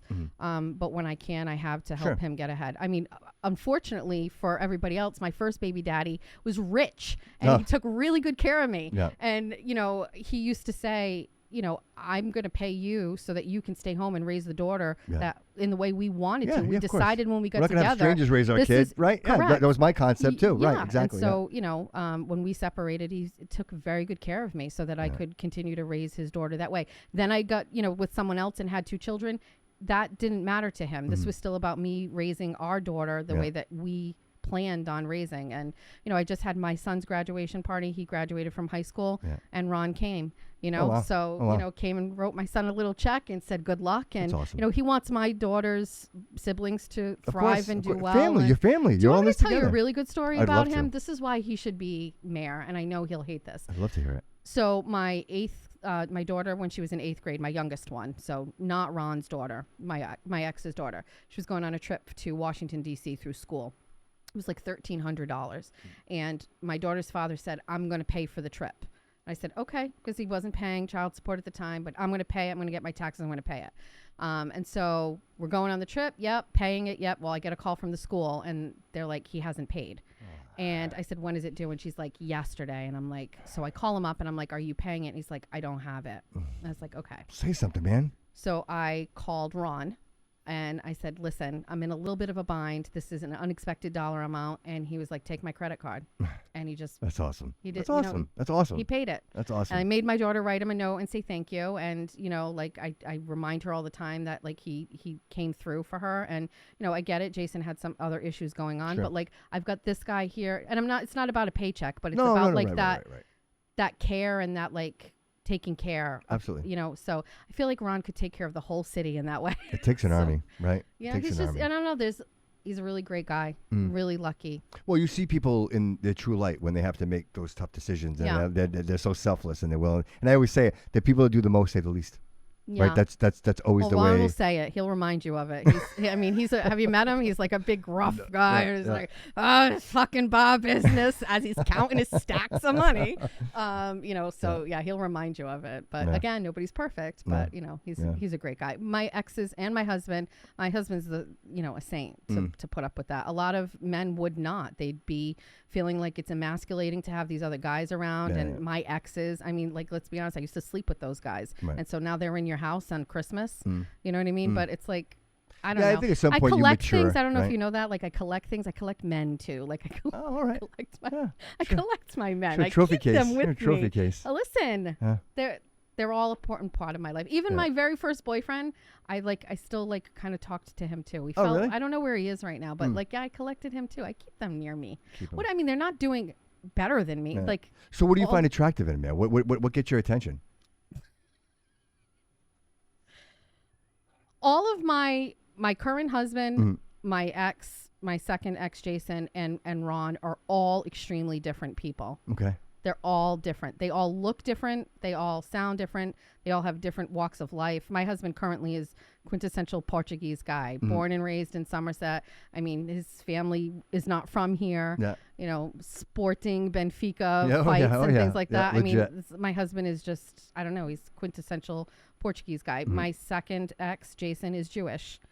Okay. And then my first Ron was 22 years older than me. You know, I was 22 when I met him. And he was 44. Wow. And so, so they're all different. And I don't know. I have things, everybody's different and Is it interesting. looks first? It's like, are you attracted to the looks first? And then you're No. like, because it's got to be something. No. I mean, I wouldn't say Ron or Jason are really good looking guys. I mean, my husband's good looking, but he's young. My husband's younger than me. I got with my husband. I was like, he's too young and he's too good looking at first, you know? And then I was like, it just all makes sense. It's like, I'll keep him. I'll keep him. No, I mean, I'm done with the guy search stuff. So Jeffrey, Just curious. we're good. Yeah, totally curious. No, I mean, it's all different times. When I met Ron, I didn't have a dad. My mother had gone through a divorce with my stepfather. I need someone to take care of me. So and that's Ron kind of like, stepped in and so did it. I'm kind of looking at this in the background going, wow, like I wonder if it was, that development of like the stages in your life. Like you're at stages in your life, right? The stage of my life is that I was dating him and he left me $200. Like, go get a dress. We're going to Capricio's. Yeah, I was like, like, okay, I I'm loved having it. your baby. I mean, I'm 22 years old. Like, yeah, that was amazing. And it was stability and he took care of me. And That's very attractive. I never Yeah, had that's to very worry attractive. about anything. Yeah. Yeah. But 22 years is a big deficit to overcome as I got older and he got older and we weren't on the same page. Okay. And then So you would say the age was kind of the factor? Would you say age was a factor? Not to I- get too personal, but I'm just absolutely fascinated. I'm he curious. was a bar owner and I was young and I stayed at home and then I got pregnant and he was still at the bar late nights with hot waitresses and I didn't fucking like it. And there's just things, I wasn't a good cook back then. I didn't know how to clean my house back then. I mean, he's 44 years old and I'm like, things aren't neat around the house. I don't know. I couldn't host people. Like, he had all his buddies. They owned a cigar store and I remember he wanted us to host them. And I was like carrying a plate down the stairs. I fell flat on my ass and I was like, I can't fucking do this, dude. I just don't know what I'm doing. Like, it's just, the generational thing, I think for a certain point didn't work. Now it almost makes no difference. Right. But Yeah, at because you the get time, there, you level out. I and think you level out. Ron was everybody knew Ron in the city and I loved that. And we would go to political events together and I really loved that. And everybody knew him and we owned businesses together and I loved that. And so that was all great. But, I think the age really became an issue. And when I met Jason, I like that nobody knew Jason. That was a big part of it. Nobody knew who he was. He was my age. Nobody knew him. He didn't know Ron. He didn't know the politics. He knew nothing. He was in Somerset and I was like, bye to this city, bye to everything. Bad breakup and starting over. And that was great. But he's not a hard worker, and I wanted to raise my kids and he didn't want to work. And so I needed somebody to work so I could stay at home and raise my kids. I never put my children in daycare. I never wanted anybody else to raise them. That was very important to me. I wanted my personality and my style to come through in our day-to-day parenting. And so, we raise copies. Like I keep saying it. Yeah. I keep David all the time. Like we raise copies. Yeah. That's what they are. The more time you spend with them, the more they'll like you. And Yeah. that's just inevitable. I want them to be better than me, but like it's there, you know But what the I mean? drive, they see what you're doing, Jess. They see everything you're doing. Every time you struggled, you rose above it. Like they see that. Yeah. The moments where you were excited, oh my God, hey, I got this gig. Yeah. And they're like, wow, Mom, I'm so proud of you. And then you're like, hey, I lost that gig. And they're like, wow, And Mom. they're probably like, Mom disappointed us again. Right? Mom's a loser. God, No. Mom, just go No. back and work at the bank. Real quick, fun talk. What? Favorite food? What do you like to eat? What was your favorite restaurants? What are you eating these days? By default, I'm picking some sort of seafood, anything. Oh, really? I mean, like my favorite meal of all time. No, I'm saying like around here, restaurants-wise. Like I always try to promote a little bit of the restaurants and the culture around here. Perfect. Happy to tell you. There's a restaurant in Tiverton called Pine House. Do you know where this is? No. Okay. You know Pine House?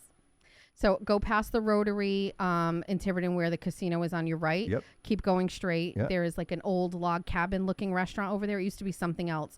Pine House has the absolute best food. They make everything from scratch. They make their honey mustard from scratch, their pickles, their bread and everything. Every Saturday, my husband and I, if we are going out at night, we stop there first. If we're not going at night, we go there for lunch. We've always gone for lunch. They have the crispest Moscato. It's...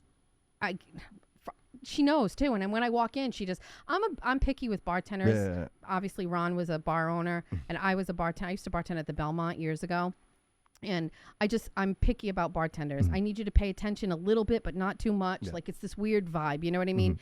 And when we walk in, she knows exactly what we're drinking already. She has it ready for me. She knows I'm only going to drink 2, and that like it's just perfect. It's a really great experience, and we went for the first time last week at night, and we had only been like kind of during the day or early dinner time. Place was packed. You know, they had a young group of guys there, you know, in their 20s who had just been golfing all day. Then you had a big group. I mean, the food is phenomenal. The service is Everything, great. seafood, meat. Yeah, I mean, so what did I just have? They have like a fig and prosciutto pizza, which is off the chains. Their burgers are amazing. I mean, I wouldn't say there's any seafood on there, but like, you know, Cape Cod chips, they do a crock pot of chili with Cape Cod chips. It's just so good. Their French fries are ridiculous. I mean, everything is just handmade. My husband had chicken and waffles, and they were like, it's going to take a minute to make the waffles. What? Yeah. Chicken and waffles? Yeah. Yeah. Oh, it's so good. I'm gonna go. Yeah. I'm gonna go. You should go. I love to eat and I love to drink. So if you guys ever want to go out and eat, just call me. I'm up for it. I'm not going anywhere with you. Yeah. No. No. Oh well. Stop like inviting yourself with me. Like it's not happening. No. Damn, David. I told you not to try. Cut her the check now. Cut her the check now. I'm kidding. I'm not. Hey, but okay. You're an absolute pleasure. Thank you so much for coming. Oh wait, in. are we done? That's it. Yeah. Well, Jesus. it's just. I mean, if you want to keep going, How we long can keep was going. this? We went almost 2 hours. Wait, really? Yeah, 1 hour and 52 minutes. That's why I was kind of. Wow. Yeah. That was long. So I see talked that? a lot. You didn't even know it. Can you edit the stuff out about my exes? No, leave it in. I could if you want me to. Just leave it in. I could if Just you want me leave it to. in. Yeah. This is fun. Yeah. I wish you a lot of luck. I'm glad you're here and doing it. You know what? I ask questions all the time. It's nice for somebody to ask me the questions. I like talking about myself. So this is really great. Well, I was super interested. I just really interested in what you're doing. And like I said, the fact that I found you through natural resources. It wasn't about anybody telling me about you. And well, I have to work on that because if you haven't heard about me, that's not necessarily a good thing. I got to do more. I was so disconnected from like the politics of the city. Like stay I really that way. wasn't. Can we go back to what I said in the beginning? Stay that way. Don't immerse yourself. Yeah, in I'm not a political show. I'm not. I don't think you need to be, but also like, I don't know. Politics is just. I feel like you're optimistic and positive right now about things, and I feel like politics can suck that out of people. So maybe I'm just saying like you don't lose your light. Don't lose your light, Bobby. Thank you. I appreciate that. Just shine. Thank you. I appreciate that. Round What'd you table? say? I would love to do a round table. Sure. I would anytime. But I'll yeah, drink don't for do it. that. I can't I'll say it drink because for then that she's one. going to say I'm inviting her. Stop inviting me. I'm not right. I can't invite her. This I'm is not a inviting her. charity interview. I did a one and done, and that is. That's it. Done. Cut her the check now, bro. You know what I did? I screenshotted how many views and people followed you before I came here today, so that after I share this, we can say how many people you get because of me. I love that. Do you? I love that. That's great. Well, come on. Obviously, you have a huge following. I mean, you're great at what you do. Yeah, I no know. bullshit. You're great at what you do. I No know. kidding. It's for me to be here and have you sitting there, like this is awesome. It really We didn't is. talk about sports at all. No, you like did a lot sports? You like sports? Bobby, I have my quarterback's name tattooed on my arm. I love that. Who's your quarterback? Patrick Mahomes. Oh, And it's not a bandwagon thing. So for anybody who's going to give me shit, David, Aaron press knows. stop, record. Click stop, record. Yeah, Okay, yeah. Mahomes. Yeah. Everybody just left the audience. That's it. No, They're gone. They I left. was a Chiefs fan back in 1992, 93. Okay. Back when Marcus Allen was there, back when Joe Montana was playing for them. And I lived in Pennsylvania for 3 or 4 years. Oh, okay. And those were the games that you would pick up on TV. And first of all, I've always loved sports. And I knew sports was a great way to get guys. So for Christmas, I think in '93, I asked my parents for a subscription to Sports Illustrated, and it would come in the mail every week, and then I'd just bring it to school and have it sticking out of my. Right? No, Swimsuit no. edition. I would put it in my backpack, and then I'd be walking down the halls, and guys would come over and be like, "Hey, can I read that?" And I'd be like, "Oh yeah, absolutely. What's your name?" Slick. Yeah, and it worked. But I ended up inadvertently learning a lot about sports through whatever. Anyway, You really did that? Like you got a Sports Illustrated to pick up guys? Why would I fucking lie to you? Nothing I've said here is a lie. Wow. I thought you were telling me you liked sports. I did, but moderately. Yeah, I mean, I didn't yeah. have a sport That's family. diabolical. I would have never thought of that. It's I would have never thought of that. It's out of the box thinking. So guys would grab the Sports Illustrated on my backpack and be like, "I'm going to take this." And then what if they didn't get back? Oh, I'm going to go see them at lunch. I'm going to be like, "Can I have my Sports Illustrated back?" Right. Come on, what are you doing? Right. And all the pages are stuck together. You know what I mean? Yeah, you don't want that back. And so I loved the Chiefs back then, and so I've paid my dues. I mean, we had terrible season after season. Yeah. Nobody liked them. Yeah. And then I moved back up here, and again, nobody liked them. Yeah. And then we had a couple of, lights where I was like, okay, maybe. And the Alex Smith days were maybe, but he only got us to the fucking playoffs or maybe even a wild card, and it was disappointed over and over and over again. So now that Patrick Mahomes is there and I've won, like, let me live. You know what I mean? Yeah. We got our first Super Bowl win, and I literally went to Up in Flames tattoo the next day, and I said, "Give me my quarterback's name." It's right on my arm. Okay. Can you show us? Oh, there it is. I see it. Mahomes. Oh, wow. Yeah. Look at you. That is dedication. Yeah. I mean, it gave me like my first win. You know, I've never I got a didn't have tattoo because I can't commit to anything. Like, I don't know Wait, what you don't have tattoos? Not a single one. Not a single one. I've never got one. And you know what? My stance has always been like, I've never, good thing too, because I would end up with my ex-wife's name on my back somewhere. I decided that until I was absolutely certain I wouldn't get one. But someday I'd like to. What do you mean someday? Someday. When it happens. Do you know how many views you would get if you did that and you said, we're going to go live and I'm going to go to that? I was going to pierce my nipple. I was going to pierce my nipple. Why would you do that? Why is it always going down this weird? Because you know why? Because I have tiny nipples.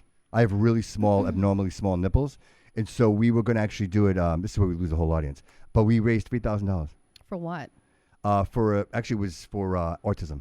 Okay. We were doing it, and but what does that have to do with your body? Well, we weren't making we weren't raising enough money, and so I went out and said, "Hey, if you guys do this, then." And I mean, you're saying it like it's like but I think you're saying it with pride. Like I feel like you're just bragging. I was willing to do it. I think for the greater good, I'm willing to do crazy things. I mean, I think tattoos are. It's not about a commitment. It's about like creativity and things you love, and I mean. What are you saying? Memories. What other tattoos do you have? I have a J, which is just all my children are J names. Jack, Georgia with a J, and Julia. So it's for my kids. I have this. What's the reason behind that? Just you like the letter J, or? I'm a Jessica, so J. So we're all J across the board. All J's. Well, my kids all have two middle names too. I have no middle name. My mother didn't give me one. No. No, you do.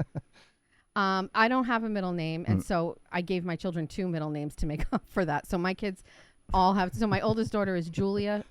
Well, that's a weird story. Ron, I had a baby, and we had a middle name. It was Julia Siobhan Travasos was going to be her name, and we just had the baby. And the lady comes in to fill out the birth certificate, and Ron's like, "Hey, what do you think about if we add Murphy in there?" Oh, geez, and I was like, so what? Irish already. I was like, "Yeah, sure, okay, great." And then Julia had two middle names. So then the other kids. So my son Jack. His middle name's Walker for Texas Ranger? No, it's for President George Walker Bush and Johnny Walker. All right. And Cash is his second after Johnny Cash, so it's Jack Walker Cash Banville. And then Georgia has my two grandmothers' names. So Georgia Alice Edie Banville. So yeah. Isn't that fun? It's like collecting and thingies. Like you are very collecting. I can see this. Yeah, like you take a little bit as you go along. Yes. I'm going to be taking something from here. I know, right? I already have it in my bag. Good thing you said something because I was going to blame my housekeeper. I had my housekeeper yesterday cleaning. I would have been like, if you know bitch, my where's show, my stuff? My besties are going to see this and they know I steal things from restaurants or places I go or friends' houses. We did a whole episode. You missed it. We did a whole episode and I brought all my trinkets in that I steal. And now all my followers are going to be sending me items and we're going to do an unboxing of all of them. But I take things and they're like my little memory. My biggest fear is I'm going to lose my memory and forget things. And so I hold on to things so that it'll trigger a memory. And I'll Why remember. that though? Did someone you know? No, it's just I feel like when you get older, like you lose. Every day I'm further away from something that happened. You know, like today's my daughter's first day of school. She's a junior. Do I remember second grade first day of school the way I did? No, it's like slowly leaving me and I'm worried. So I keep things and remind myself, and I post things on Facebook, but you don't see them. I make them only for myself. And so they come up every year in Facebook memories to remind me of something. It's not something like for you or for anybody else, I send myself things. So every year they pile up and I go, oh yeah, I remember on that day I was feeling that, or on that day I was feeling this. And so it's like an online diary or whatever. You know, it's funny you mentioned that. So funny to be even in this conversation. I went through a tough time in my life, probably like 3 to 4 years ago. What happened? I got divorced. So I started writing things down. And this is why I mention these things. I'm very upfront and very honest because I want men and I want people out there to hear what I'm saying. Okay. Don't be embarrassed of your situations. Own them and realize what you did wrong. And I wrote everything down. Okay. Every day I was sobbing. I was upset. I was devastated. I lost my family. And I wrote everything down. And then about a year later, when I started to see some light, like I started to feel a little bit better, I found that book and I opened it and I started to read the things that I wrote. And I almost felt like I was reading something from a third person. Right. Like it didn't seem like that was me. And then as I read it, I'm saying to myself, wow, bro, you haven't given yourself any credit, man. Right. Like you've been through all this and here you are. And without sight, without realizing, like most people probably wouldn't have made it, you know, and I'm not bragging about it, but I'm just saying that it's possible, right? And I think one of the most important things we can do is not lose sight of the effort that we put forth to be where we are today, right? We lose sight of all that. It's all don't look in the rearview mirror, never look back. But I think it's so important to do so. You know, and the things happen in our lives, and sometimes things are out of our control, right? Like I mentioned to you, my situation, you know, how many people are divorced from these situations, right? I'm no different than anybody else. And so rather than sit here and be like, oh, Bobby, poor thing, like you're such a, I decided otherwise. I decided, you know what, I'm going to build something for myself and this doesn't define me. And here we are. Like I'm sitting here talking to you. Like, you know what I mean? We're dating. You know what I mean? We're not. Yeah, we are. I We're can see not it. dating. I can see it. Just don't hide it. But I don't feel that way. Yeah, not I don't yet. feel that way about you. Not yet. Like at all. I don't like your shirt. I appreciate you. Kidding. I really appreciate you. You're amazing. Thanks listen, for you have the having most me. like I love your energy. I love being here with Thanks. you. This means a lot to me, you know, and I think Oh, you don't know, say that. No, and I'm being honest. Like I appreciate the conversation. Like if we weren't recording this, if we were sitting anywhere like dating in a restaurant or something like that, I'm kidding. I'm totally kidding. Jeff, I'm kidding. The conversation would be the same. Like it wouldn't be any different. Like this is exactly what I wanted. You do have a great way of like having conversation. I mean, I have a lot of questions for you, Sure, but like sure. we can't keep going. No, but, like, I know, right? We're going on 3 hours. I have questions for you, Sure, but like, and sure. I also feel there's something going on here where there's like a lack of believing in yourself. In some ways, some things you've said, I don't like that. I'm drawn to people that have confidence. Almost sometimes a false sense of confidence is better because fake it till you make it is a real thing. You know what I mean? Like I didn't know how to be a reporter in the Karen Reed trial, but I fucking pretended to be one until I figured it out. Nailed and then it. I was one. Nailed it. So I feel like we have to work on your self-esteem. The people around me. I'm struggling with the people around me. Like not David. I don't want to talk about David. What but do you mean? The people around you are not responsible I'm for ready you. Or because what I you am do. so ready. No, Then no, do it's it not on about your own. responsibility. That's just it. Like I'm Do getting. you have a job? Yes, I work full time. So you work full time? I do. Do you do well? Like I do. moderately? Can you pay the bills? I do great. Okay, I do great. So what you can't do, outsource. You pay somebody to do it. Yes. I'm a control freak, and so I got to work on that. And I talk to my therapist about that often. You go to therapy? Yes, I do. Absolutely. Yes, once a month. Dave is absolutely 100%. I'm an advocate. I think everybody. Oh, okay. No, not that Dave. Okay. I got a real therapist. Yeah. Okay. Yeah. I don't believe in therapists. Really? Right. Why not? Because they're just regular people.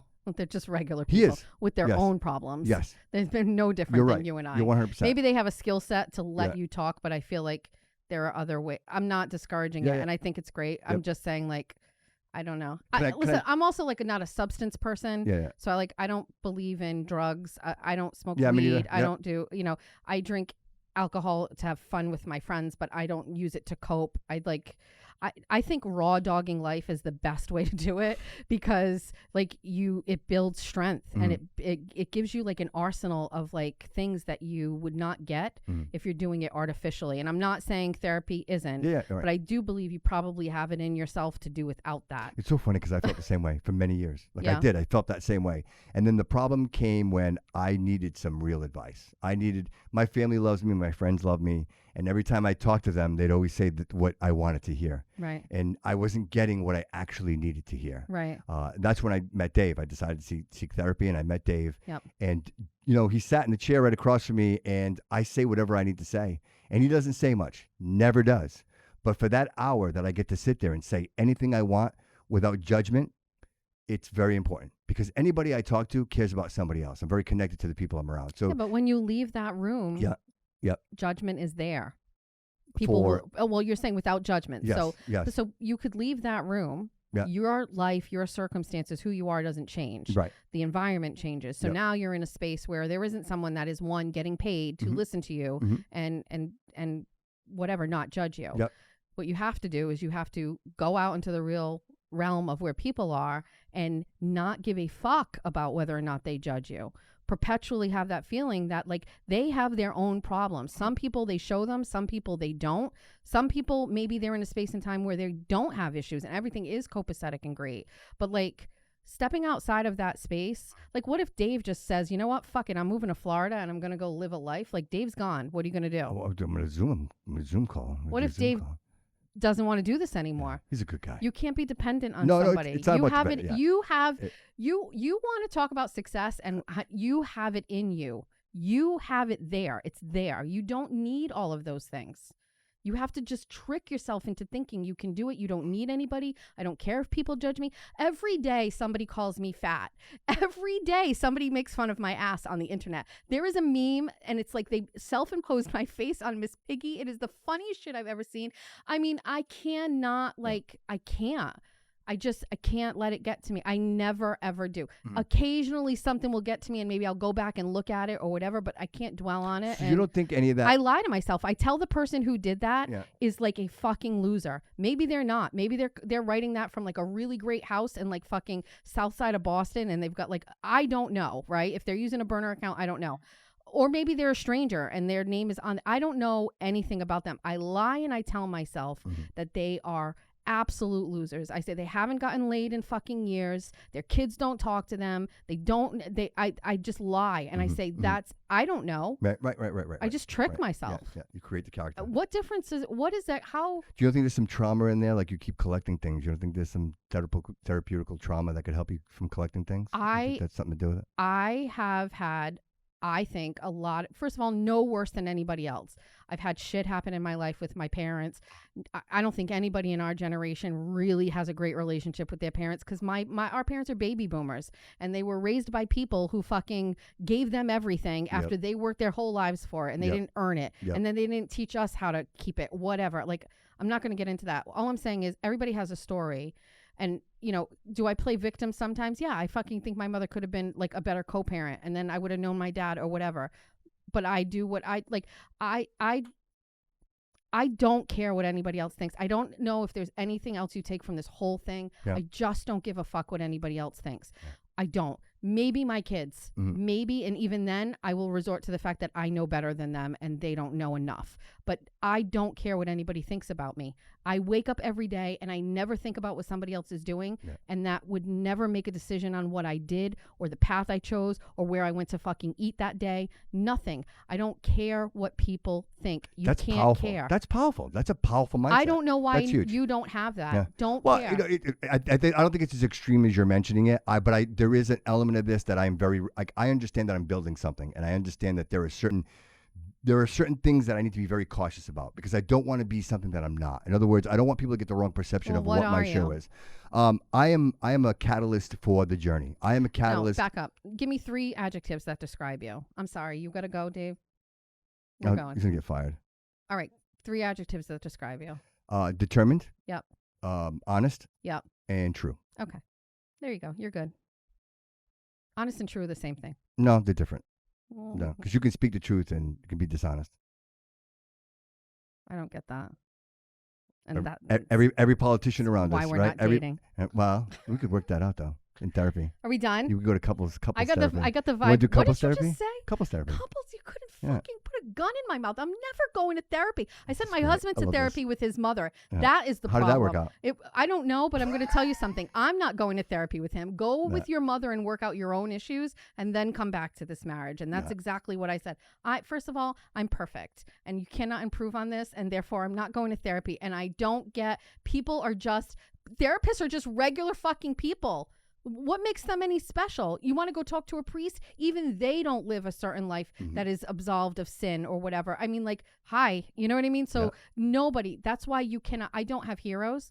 My kids do not have heroes. We don't put fucking, Patrick Mahomes is on my arm, not because he's a hero, because he gave me joy and that euphoria of winning. It's the mullet, right? Right? It's the mullet. It's not the mullet. It's not the voice. It's the fucking championships. Well, I and didn't the say blind voice. fucking It's side passes. It's the voice. It's hitting my tight end with 3 seconds left and fucking moving those fucking chains. That's why that's You do there. any local sports? Like What? Red Sox? You like any local sports? I'm Red a Yankee Sox? fan. That saved my Yankees. marriage. Yeah, I Yeah. loved the Red Sox when I was a kid, but Bruins? my husband's. I mean, listen, I'll watch sports. I love the competitive stuff, and sports are a wonderful invention by humans. I think it's better than anything else. It's camaraderie, it's competition, it's the win, it's the loss, it's the underdog. There's so many things sports give. I love them, but we're not a sports family. My kids aren't real big sports people, and so back to what I was saying. We don't no heroes.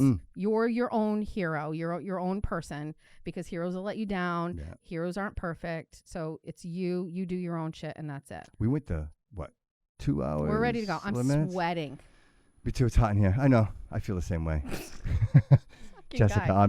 thank you so much for being here. I really Thanks appreciate for it. All kidding having me. aside, you're just amazing energy. I love it. I can't wait to do this again. I hope we can do this again. I'm not going to invite myself, but Right. I hope that we can do this again. And I'm going to continue to watch and see what you're putting out there. I think it's amazing. I think it's very Thanks. important to the community. I think it's important to all the people that actually give a shit at what's going on around us. And you're a trendsetter. Yeah, I you know. are. You're a trendsetter. Oh, that's what everyone Yeah. calls me. Yeah, you are. You're a trendsetter, and I Thanks. appreciate you. And you're doing a great job. Thank you. I'm rooting for you. That means a lot to me. Thank you. Okay. Coming from you. Thank you. Thanks. Appreciate you. Ladies and gentlemen, thank you so much for being here. Really appreciate it. We know we kind of went the length this time, but of course, when it's great conversation, it's great conversation. You can't control it. Remember to like, follow, and subscribe to The Bobby Kudo Show, available everywhere your favorite podcast platform is available. Thank you very much, everybody. We appreciate you. And remember, all roads lead here.